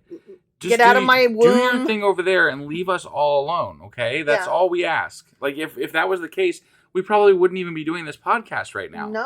No. So I mean, like if people would just not approach us about it, not if they could keep their mouth shut about their religion, we wouldn't be doing this podcast. But that's not the case. Correct. So anyway, David. Okay, David. David needs a beer. I need a beer. Right? Okay, from the clan of We got that Kohath. Angry Orchard shit still, right? Oh, we do. Yeah, we should have some of that. Let's have a hard cider when we're done. Yeah, we'll watch some like Star Trek or something. Oh, nice. That's such a perfect way to spend a Thursday, Friday night. See? Yeah. Okay. From the clan of Kohath, 120, with Uriel as their leader. From the clan of Merari, 220, with Asaiah as their leader. I almost forgot that we had to count people. Got to count. For a second there. Got to do the counting. Now I'm like, shit, we're counting. That's why we went off topic. Right? Okay, counting. But it's still disappointing when you come back to it. No, it's we're like, fuck. Womp womp. Counting. From the clan of Gershon, 130, with Joel as their leader. Good old Joel. Billy Joel. From the descendants of Elizaphan, 200, with Shemaiah as their leader. Okay. From the descendants of Hebron, 80, with Eliel as their leader. Mm-hmm. From the descendants of Uziel, 112. That's an odd number. Right, yeah. With Aminadab as their leader. Okay. Then David summoned the priests, Zadok and Abiathar, and these Levite leaders that I'm about to name. Ready? Okay, yeah. Okay. Uriel, Asaiah, Joel, Shemaiah, Eliel, and Aminadab. Okay. All right? Yeah. He called them, And then he said to them, "You are the leaders of the Levite families. You must purify yourselves and all your fellow Levites, so you can bring the ark of the Lord, the God of Israel, to the place I have prepared for it. Yeah. Because you Levites did not carry the ark the first time, the anger of the Lord our God burst out against us." Oh, that's what it was. Yeah. There was the Levites weren't. It was not. Uzzah wasn't a Levite, so God's like, fuck off. Yeah. He was like, I don't care. I don't care why you're touching me. That totally justifies God killing somebody for trying to stop the ark from tipping. The guy's like, what the fuck? The guy's like, "I'm sorry I'm not a Levite, but you're about to fall. Right. Can I help you stand? Yeah. Master?" Jesus. And he's like, "Die." We, David continued, failed to ask God how to move it properly. I think that's a bunch of bullshit, personally. I do as well. You got to ask how to pick it up and carry it. We find out later that they had lost the fucking book of instruction. Uh-huh. Right? Yeah. So, like, if they needed new instructions, shouldn't God have reached out and been like, "Hey, I noticed you don't have the book of instructions, so, like, before you go die, right, I'm going to send down a new bit of instructions to somebody." Yeah. Yeah. And then you guys just listen to that, and that's how you do it, right? Mm-hmm. Mm-hmm. But no, he just fucking kills the guy that's trying to help out. Yeah. It's bullshit. The story is dumb and mean. If God were real in this story, in this context, God was a motherfucking dick. He sure as fuck was. He sucked. Yep. That's rude. I know we went over this last fucking night. Crap. Yep. Sorry, I don't like God there for that thing. I know. I made an image that says #justice for Uzzah.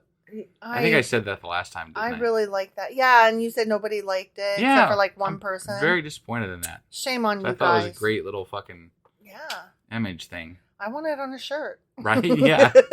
No one would know what the fuck it is. Especially Christians. They'd be like, "I don't believe in that Black Lives Matter shit." Right? And we'd be like, "You're an idiot." Yeah. This is literally from the Bible. It's the guy who tried to stop the ark from falling over, and God was like, "I don't care, just let me fall. I will kill you for touching me, stupid." But I would want to talk to the one person that does know what it is. Yeah. That came up and be like, Is that really? Is that the what Bible? that? Yeah. And I'd be like, "Really? You know what that is?" You actually read it? Let's talk.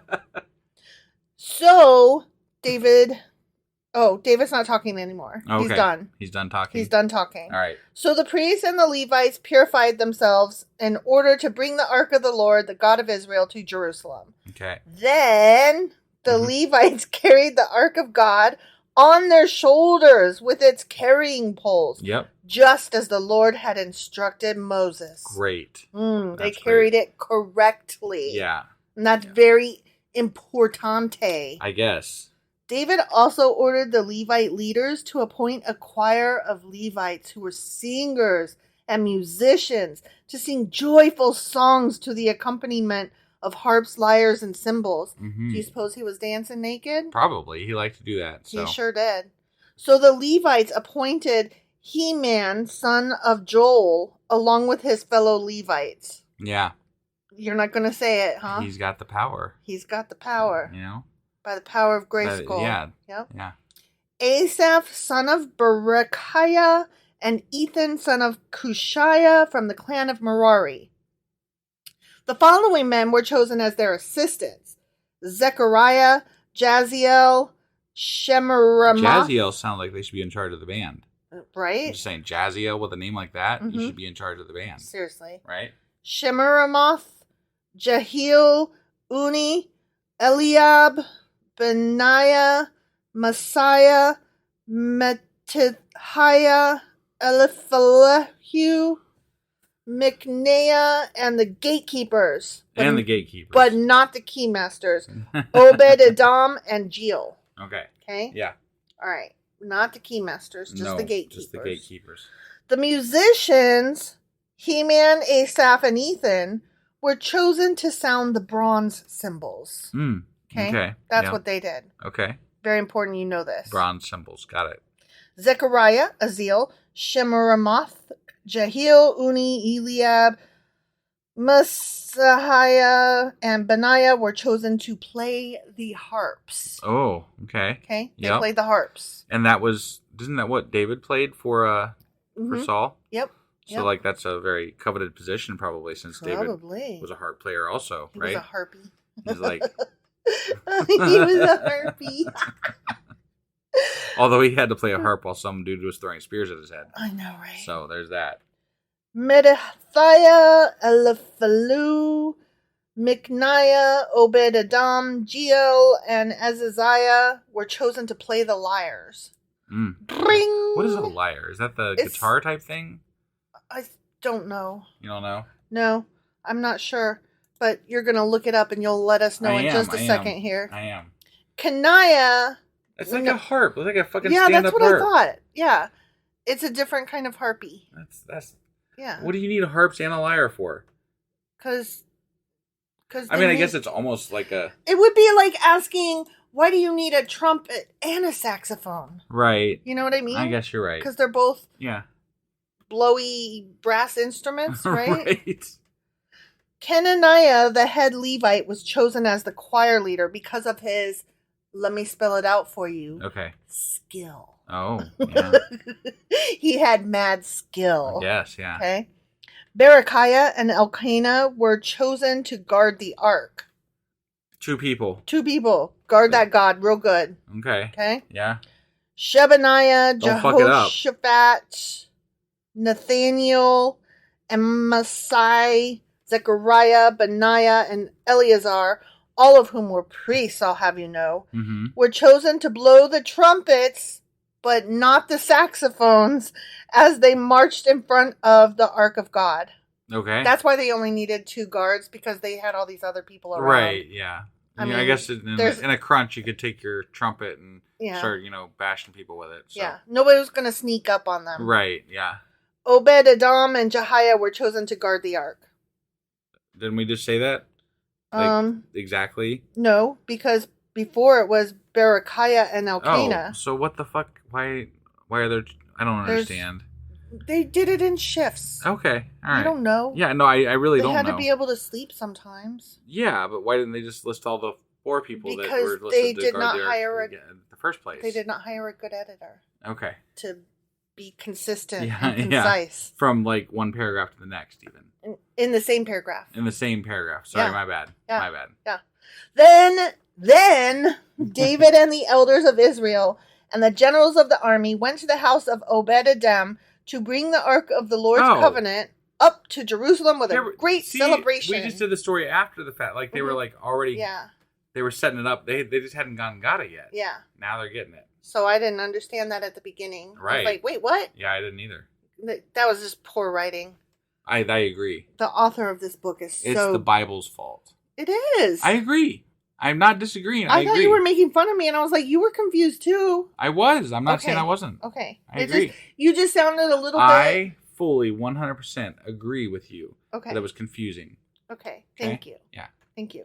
It's just your tone of voice made it sound like you were being like I think it's just leftover snarkiness that I have towards the Bible that just carried through in that sentence. And it came out on me. Right.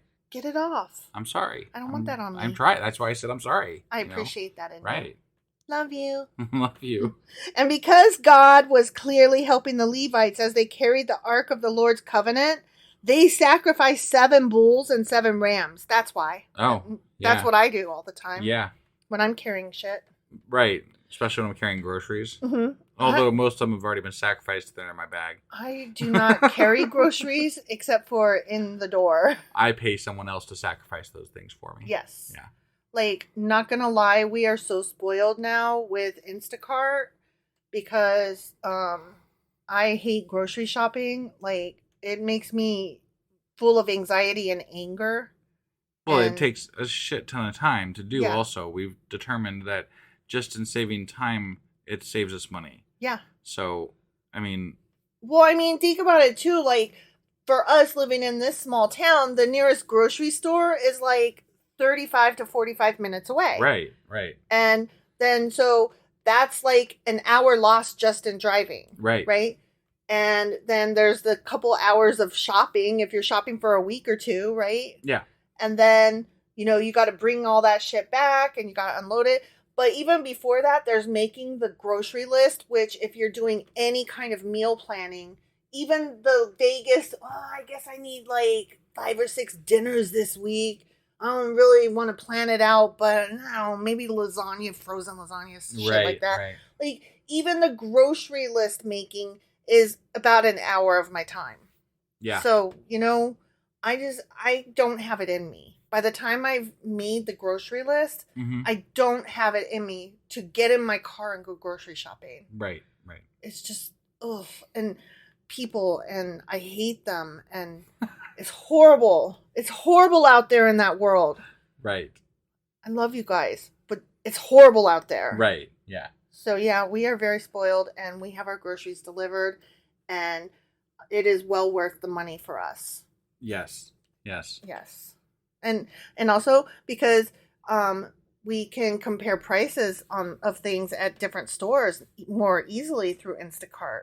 Yeah. So before, like, if I really wanted to save $1, I would shop at 3 different grocery stores because I had an idea of what items were cheaper. And we used to go out in the middle of the night and shop at like 3 or 4 different stores. Yep. It was crazy. And coupon cutting, the whole 9 yards. We did it all. We were poor. Right. So yeah, we did that, and I will never do it again. I will always use my Instacart. Right. Worth the money. Yep. Sorry. Okay, sorry, I'm going now. Okay. David was dressed in a robe of fine linen, so he was not naked. As were all the Levites who carried the ark, and also the singers, and Kenaniah the choir leader. Mm-hmm. David was also wearing a priestly garment. Okay. So he had a robe and a priestly garment. Right. Did he have the, what do you call that thing? The ephod? Ephod? Is that right? Yeah. That's right. I would hope he did, because he had it the first time when he was dancing naked. That's all he was wearing. Right. So all Israel brought up the ark of the Lord's covenant with shouts of joy, the blowing of ram's horns and trumpets, but not saxophones, the crashing of cymbals, and loud playing on harps and lyres. Yeah. But as the ark of the Lord's covenant entered the city of David, Michal, the daughter of Saul, looked down from her window. Yep. Oh, well, this is where he's dancing naked. But he's not naked. He's got clothes on. Wait, what? Because, look, I know. They said he had his garments on. Yeah, he's got a robe and a priestly garment. When she saw King David skipping about and laughing with joy, she was filled with contempt for him. The end. Well, yeah. We understand why, but, like, yeah, why is he wearing clothes? He's supposed to be naked. That's bullshit. That dude came into town naked, man. He was supposed to be coming into town naked. That's fucking crap. The fact that they left that out, like, the whole reason that she was filled with contempt was not just that he was dancing, but that he was dancing naked with joy. That statue of David is naked. Yeah. Because, you know, David gets naked, man. Well, not in First Chronicles. Well, First Chronicles got it wrong. They did. I refuse to believe this version because I like the other one better. I mean, we know that this was written by somebody who was trying to make David look good. Right, yeah. And so they took out that nudity. Why are you dancing naked? So he's like, we'll just leave that bit out. Yeah, nobody will notice. Right? We noticed. Yeah, we did. I was looking for his ding dong. Yeah. It's like he's trying to create an alternate reality here. Mm-hmm. You know? Well. Okay, well, I again, no, he was naked. He was naked. Yeah. Period, the end. We don't need to take a vote on that. No. We're decreeing that is the case. David was naked. Yeah. All right. That was First Chronicles chapter 15. Sure as fuck was. And we will be back tomorrow. With Saturday Q&A. Yeah, that. And then on Sunday we'll be back with Sacrilegious Book Club. Yeah, because we got one more before we're pausing, sort of. Yeah. So, okay. Yeah. All right. Yeah. And then you'll have the weekly replay. Yep. And then on Monday, we'll be back with First Chronicles chapter 16. That's right. All right. We'll see you guys then. Bye. Bye.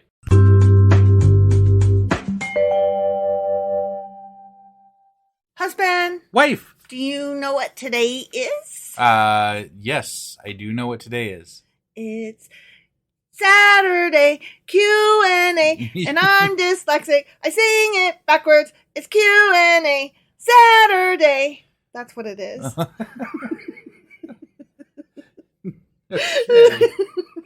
Yeah, that's what it is. I was just saying that I keep switching You my did, fucking and then words you fucking around. did it right off the bat. Yeah. Good job. Good stuff. Good stuff. All Sorry, right, guys. so what are we Q&Ing today? There wasn't a whole heck of a lot because we've already done this.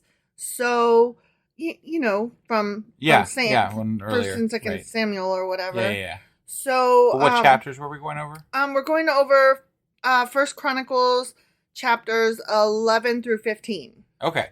And what we are going to answer is a little bit about how many times David was made king and what the hell he was wearing. Okay. So it's almost like a contradictions episode. Sort of. Maybe, not really. Somewhat, kind of. No. But, okay. It's something. We're questioning things. It's a thing. And we're going to answer them anyway. It's a thing. All right. We'll chat about it. Let's go fucking answer some shit. I'll tell you some stuff. All right.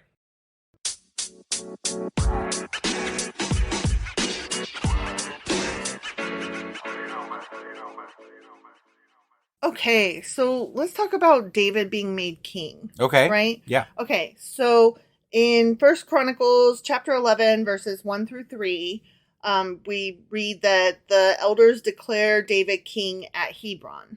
Okay. Yeah. Now, prior to that moment, only one of the tribes of Israel recognized David as king. Judah? Well, I don't know. Oh, I didn't write that down. I think it was Judah.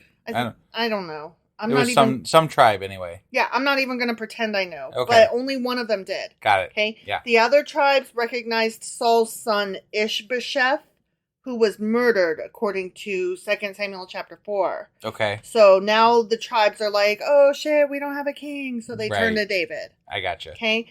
Now, one interesting thing is that the chronicler does not even mention the 7 years that David reigned over Judah. So yeah, Judah. Judah was the one. Okay. He doesn't even mention that though. Just leaves that shit right out. He just leaves it out. Okay. He begins with a crowning at Hebron when all of Israel acknowledges his kingship. Right. So it's like, 1, 2, 3, go. Well, he doesn't probably, I mean, like, we've talked about this before. The chronicler wants to, like, make David seem as magnificent as possible, right? Mm-hmm. And if you say out loud that he ruled somewhere for 7 years without being acknowledged as the king of all of Israel, it's not that the chronicler is lying. He's just leaving out important information. Yeah. So we had wondered how many times he had been anointed, though. Yeah. This was David's third anointing. The one at Hebron? Yeah. Okay. So the first anointing was when David was very young. And it happened in front of his family and Samuel. Right. And that was when he was like on the farm or whatever. Yeah. And that was the first story that we heard about him being anointed king. Yeah. And that was in 1 Samuel chapter 16. Okay. The second time he was anointed and recognized by the tribe of Judah after the death of Saul. Okay. So that was when he started ruling over Judah. Okay. And that was in 2 Samuel chapter 2. Okay. And this third anointing was after the defeat of what's-his-butt, Ishbosheth. Sure. Okay. Yep. So the elders of Israel received David's leadership because he was an Israelite himself. Yeah. Even though David had, of course, at that point, up until that point, been living among the Philistines. Got it. But they were like, but you're still an Israelite. But they made him seem better there, like, because he was killing Philistines on the side, you know? Yeah. Yeah. It's like, I got a side gig killing Philistines. Even though I live with them, I still kill them. I still kill them. Right? So David and all of Israel went to Jerusalem. Okay? Yep. All of Israel. All of Israel. Yeah. And at that point, it was just a small Canaanite city in the center of Israel. Okay. 400 years after God commanded Israel to take the whole land, this little city was still in Canaanite hands. Oh, wow. Yeah. Okay. So they took it. Oh, so this is when they took it. Yeah, this is when they took it. Oh, okay. Okay. Yep. So because of its location, Jerusalem was an easily defended city. That made the Jebusites overconfident, and then David and his men took the stronghold of Zion. Well, it's that, and it's David. It's David. For fuck's sake. So they took it. He killed his tens of thousands. He did. So, he I mean, really did. You know? And he had his 30 and his 300. Yeah.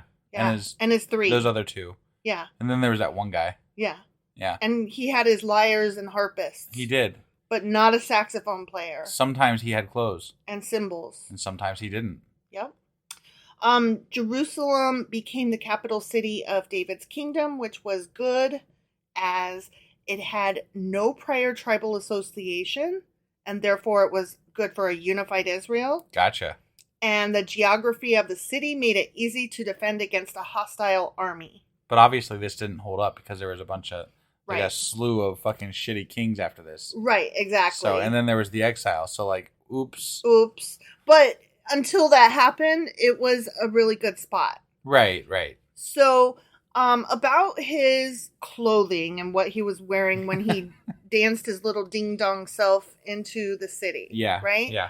So, the difference is that where we read it earlier in either, I don't remember if it was 1st or 2nd Samuel, Sure. but it was the book of Samuel. Yeah. Okay? We thought he was naked except for his ephod. Right. Right? Yeah. And then in this one, it says he had vestments and his robes and Right. clothes and stuff. Yeah. Right? So I read a couple of apologists that tried to reconcile the two by saying, no, it wasn't that he was naked. It was that he had removed all of his priestly garb and so was dressed as just the common man. And that's why when he danced into town and his wife Michal saw him, that's why she disdained him. It wasn't that he was naked. Definitely not how it read in the original section. Right. No, I'm not saying that I agree with him. And moreover, in the section that the chronicler wrote, he wrote that he was dressed in priestly garments. Yeah, exactly. So, like, how do you get that he was...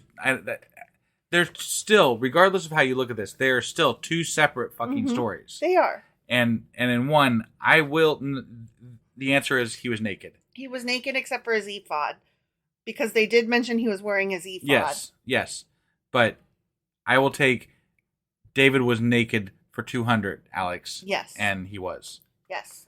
Except Alex is dead. Oh, So- yeah, I forgot about that. Sorry. Ouch. Sorry, Alex. Yeah. That was not a... No. I forgot. Because Alex was my whole life growing up. We just always will say Alex. Yeah. I don't care who the new host is. I don't even know who the new host is. I think it's Mayim care. Balak. I'm not sure how to pronounce her name. Sorry. Yeah. She played Blossom.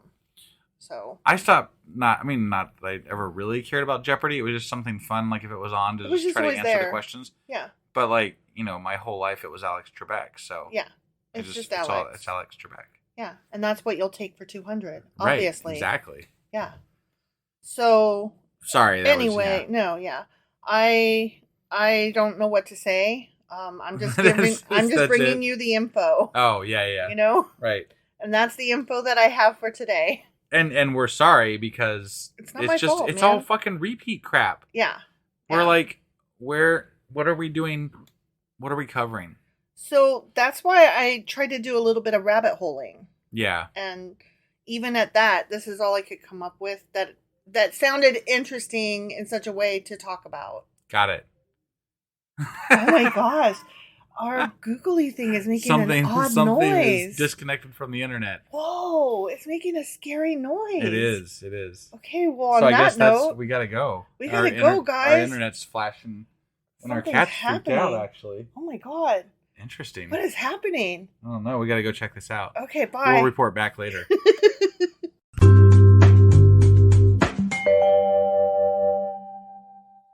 Husband. Wife. Do you know what today is? I do.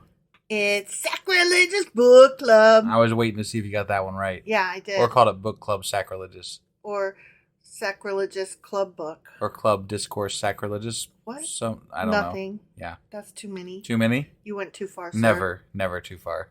So today we are covering, we're finishing up, I should say, the book of Joshua in Asimov's Guide to the Bible. Right. And I always want to say galaxy when you say that. Asimov's Guide to the Galaxy? Always. Hitchhiker's Guide to the Galaxy. I know, but like I hear guide to and I'm like, galaxy. Fair. Yeah. I definitely am a hoopy food and I sass where my towel is at. You either get it or you don't. Mm-hmm. If you know, you know. So we should mention a couple of things here today. Okay. The first is that Isaac Asimov is not the greatest person on the planet. He is a sexist schmuck. Right. And we're every time we do a book club, we're going to say that because it's true. It is true. So it is what it is. And we found it out after we started reading the book. So we're not going to not read it. We're just going to disclaim it. Yes. Yeah. But we are going to take a break from it. But we'll get into that in a bit. Oh, we're not going to get into that right now? No, we'll get into that at the end. Oh, okay. Because I'm going to introduce the other book that we're going to read. Got it. Okay. Yeah. Great. We'll get into that at the end then. Yeah. So are we done with the intro then? This is the end of the intro. This is the end of the intro? Yep. Okay.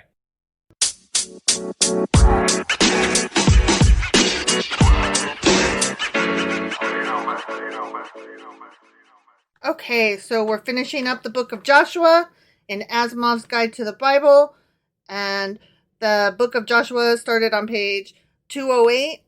But today we're covering pages 217 to 225, beginning with Miram. Sounds great. On page 217. Okay, Miram. Okay. Yeah. That's a place, by the way. Okay. Okay? Yep. So last time we read about how the southern kingdoms formed a confederacy and marched against Gibeon. Do you remember that? And Joshua made the sun stand still? Yeah. Okay. So that was the southern kingdoms. This time we're reading about the cities of northern Canaan forming a league. Okay. Okay, a league of their own.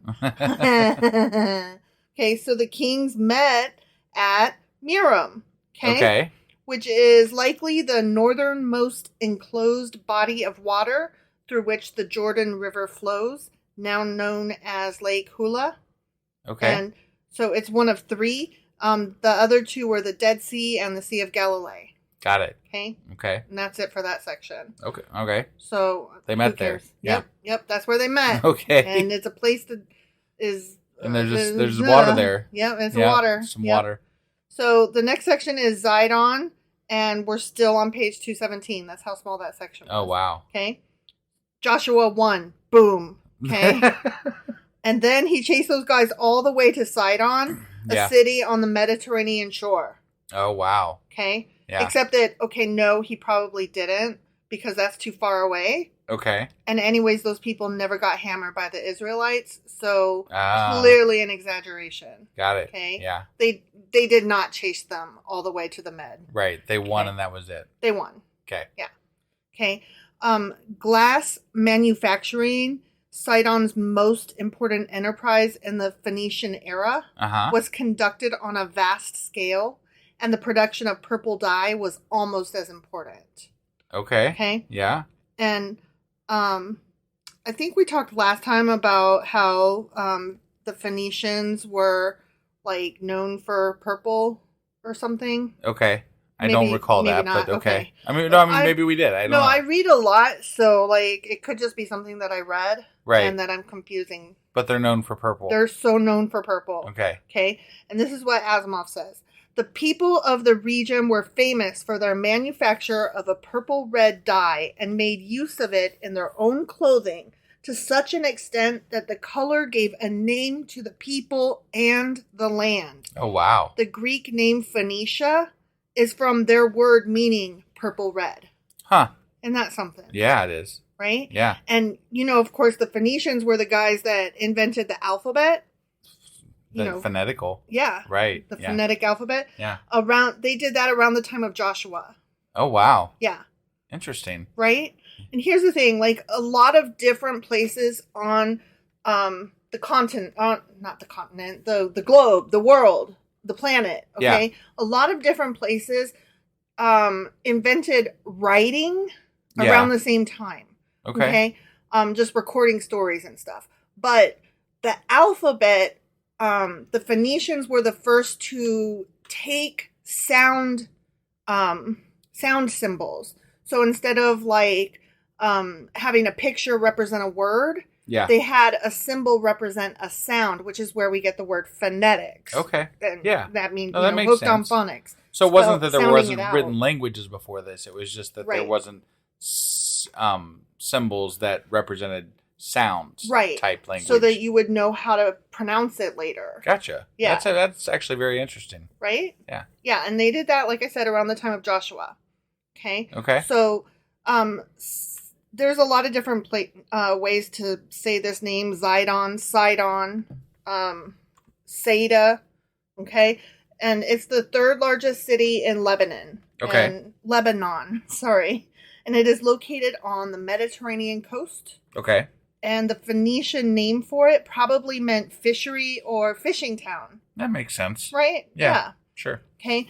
And then I was looking it up to see if it's a place that still existed because as of Asimov's time, it did. Right. And he mentioned that it's where a pipeline ended. Okay. Which I thought was interesting. But I was like, can that possibly still be true? Right. So this I took from Wikipedia. Okay.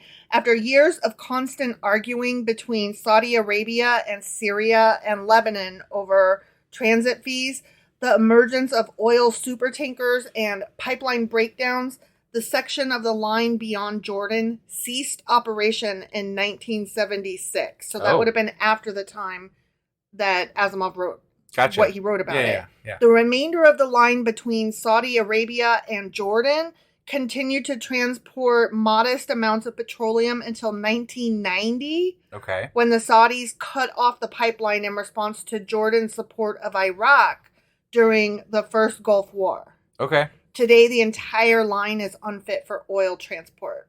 Gotcha. So it's just a place that basically was kind of important for a little bit, but then eventually just declined. But the city's still there. It's just still not there. It's just not its main source of whatever is gone. Yeah, so it's run down and emptying out now.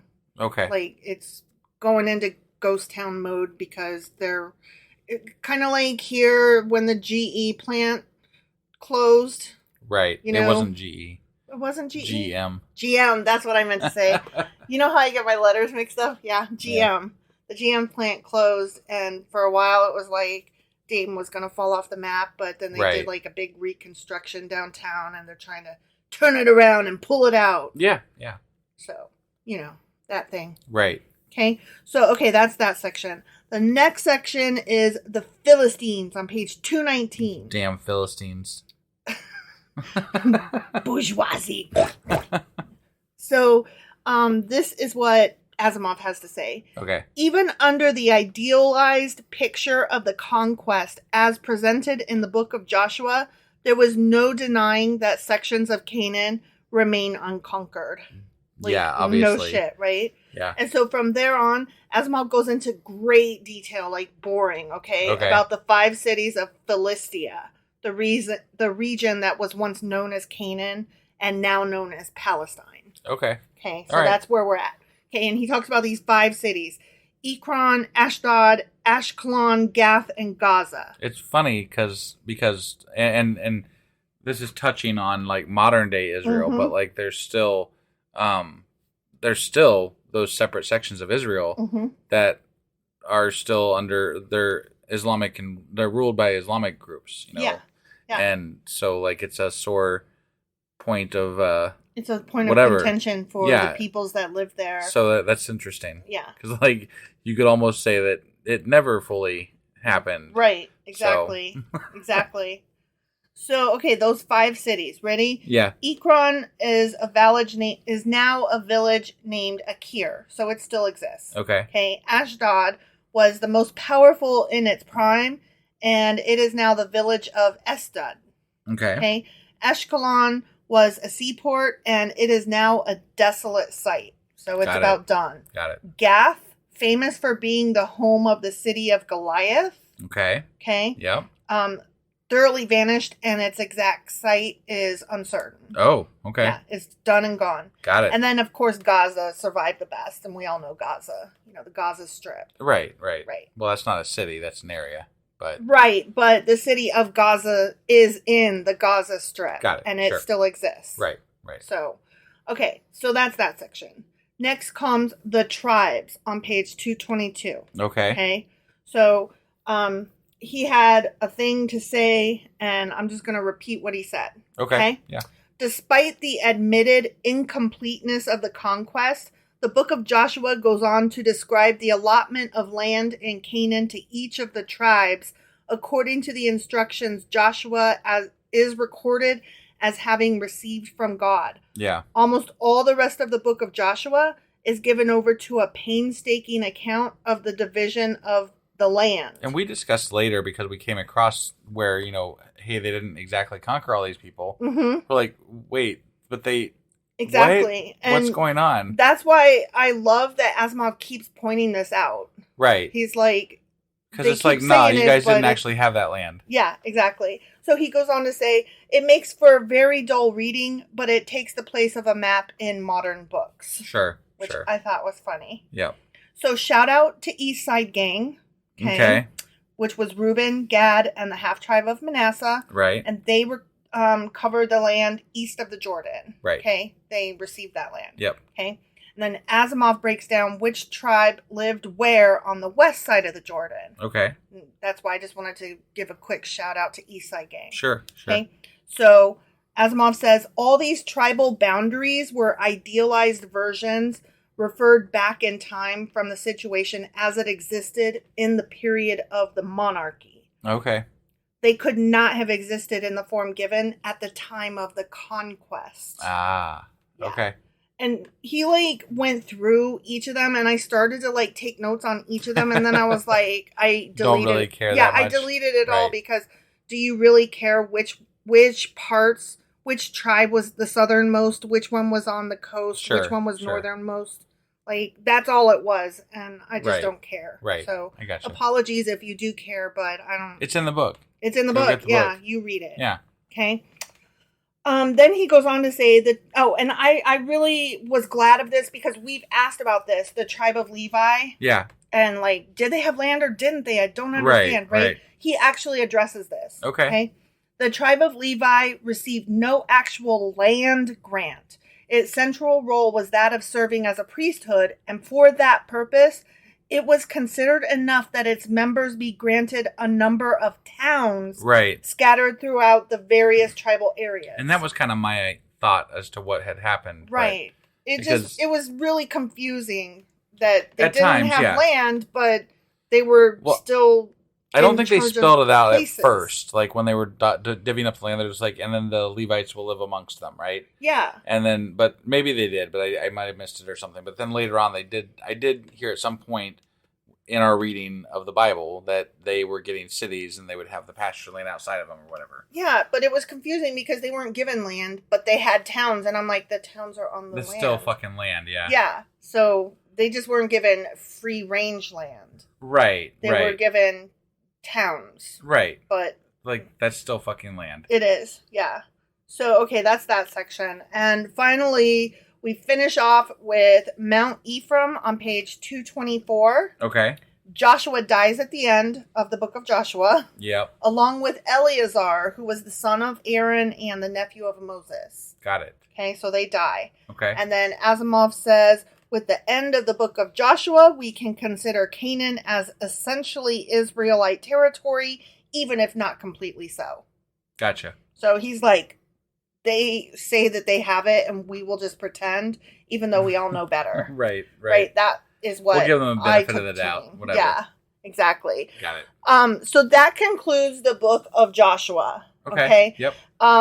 What we had said during our last book club was that for multiple reasons, one of which is that Asimov was a lech, and we just really wanted to give some space to, think about that, and the whole separating the artist from the art, and don't throw out the baby with the bathwater, and we still respect and admire the work that he did, but we don't want to celebrate him. We're just going to step back from him for a minute, and it was convenient to do so right at this moment. Because we're catching up. We're catching up to where we are in our daily reading of the Bible. Yeah. Too quickly. Definitely. And so it just made sense to take a break. And we had talked about wanting to read some Jewish fairy tales and legends and myths and stuff. Right. So toward that end, I ordered a couple of different books. And after looking them over, the one that I decided we're going to do is, it's called A Treasury of Jewish Folklore, edited by Nathan Ausubel. Yep. And I just wanted to put that out there to give you guys time to get it if you wanted to read it. I ordered from Thrift Books, which I've said before. If you don't want to order through Amazon, is a great place. It arrived in less than a week, so it's not like I had to wait forever.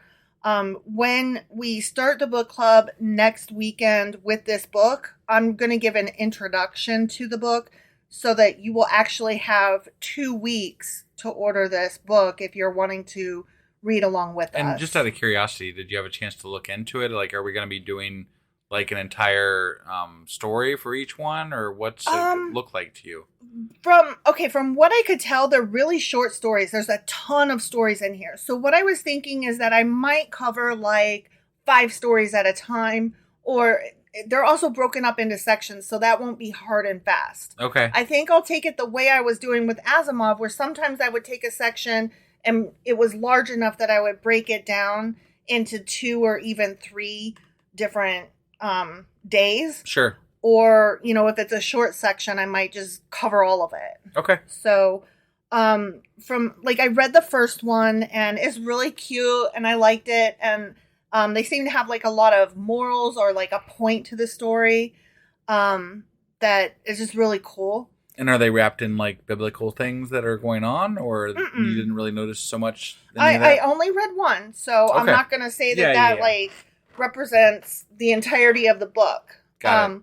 And like I said, I will give a better introduction to the book itself next time. I just wanted to give you guys an idea of what we're getting into here, and I'm really excited about it. I think it's going to be a lot of fun. No, we definitely wanted to go down rabbit holes. Right. Here's some rabbit holes. Exactly. And my intention is I'm not going to read the book or read the stories because copyright and all that. What I will do is I'm going to read, like I said, about 5 stories, and I will tell you guys the stories. Right. Like, I'll tell you, basically, this is what happened. Sure. And, this is, I think, what you're supposed to do. And we'll just, discuss it from there. Okay. Okay? But, again, the book is A Treasury of Jewish Folklore, edited by Nathan Ausubel, Ausubel. All right. And next week, we will do an intro to the book. Sounds great. All right? Yeah. All right. So that was the end of our Sacrilegious Book Club for today. Yes. And tomorrow, I'll have my our weekly replay here going on today. And then tomorrow we'll be back with... It will be 1 Chronicles chapter 16. There you go. All right. We'll see you guys then. Yep. Bye.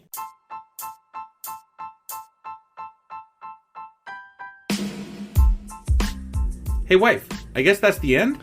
But husband, that's just sad. It doesn't have to be. We are on lots of social media platforms like Twitter. Our handle there is sacrilegious_D. For D's nuts. Oh my God. Stop doing that. Anyway, we're also on Facebook, Instagram, and Pinterest. There's a link to all of our social media sites at our website. Ooh, we have a website? Yeah, it's sacrilegiousdiscourse.com, where you can also find a link to our merch shop. We have a merch shop? Yep, we have podcast-themed clothing, mugs, notebooks, and more, as well as an atheist and science-themed products. Wow, our fans should really go check that out right now. Definitely. They can get in touch with us by sending an email to sacrilegiousdiscourse@gmail.com. But before they do that, we could really use some help. Oh yeah? With what? Well, it's not free running the podcast, and we need some financial support in order to get better equipment, which will free up time so we can concentrate on our podcast and our fans. Okay, so what should they do? Head over to patreon.com/sacrilegiousdiscourse and sign up as a contributor on our podcast. Supporters there receive additional bi-weekly episodes that we record just for our Patreon members for as little as $2 a month. Also, we'd really appreciate it if you would like and subscribe on whatever platform you're using. And Apple Podcast reviews help us out tremendously. Like and subscribe. Leave an Apple review. Join us on Twitter. Support us on Patreon. That's a lot of instructions. Don't forget to say thanks. Thanks. Okay, bye.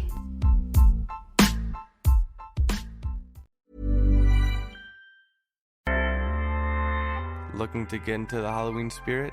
Acast recommends the most chilling podcasts. Tune in and beware. It's been nearly 5 years since Dr. Rouja disappeared. One family! She'd promised to make the world rich with her revolutionary cryptocurrency, OneCoin. You're amazing, guys. But OneCoin was a lie. Join me, Jamie Bartlett, as we scour the globe looking for Ruja's missing millions. I think you need to start looking at the very, very, very top of that country. The missing crypto queen is back.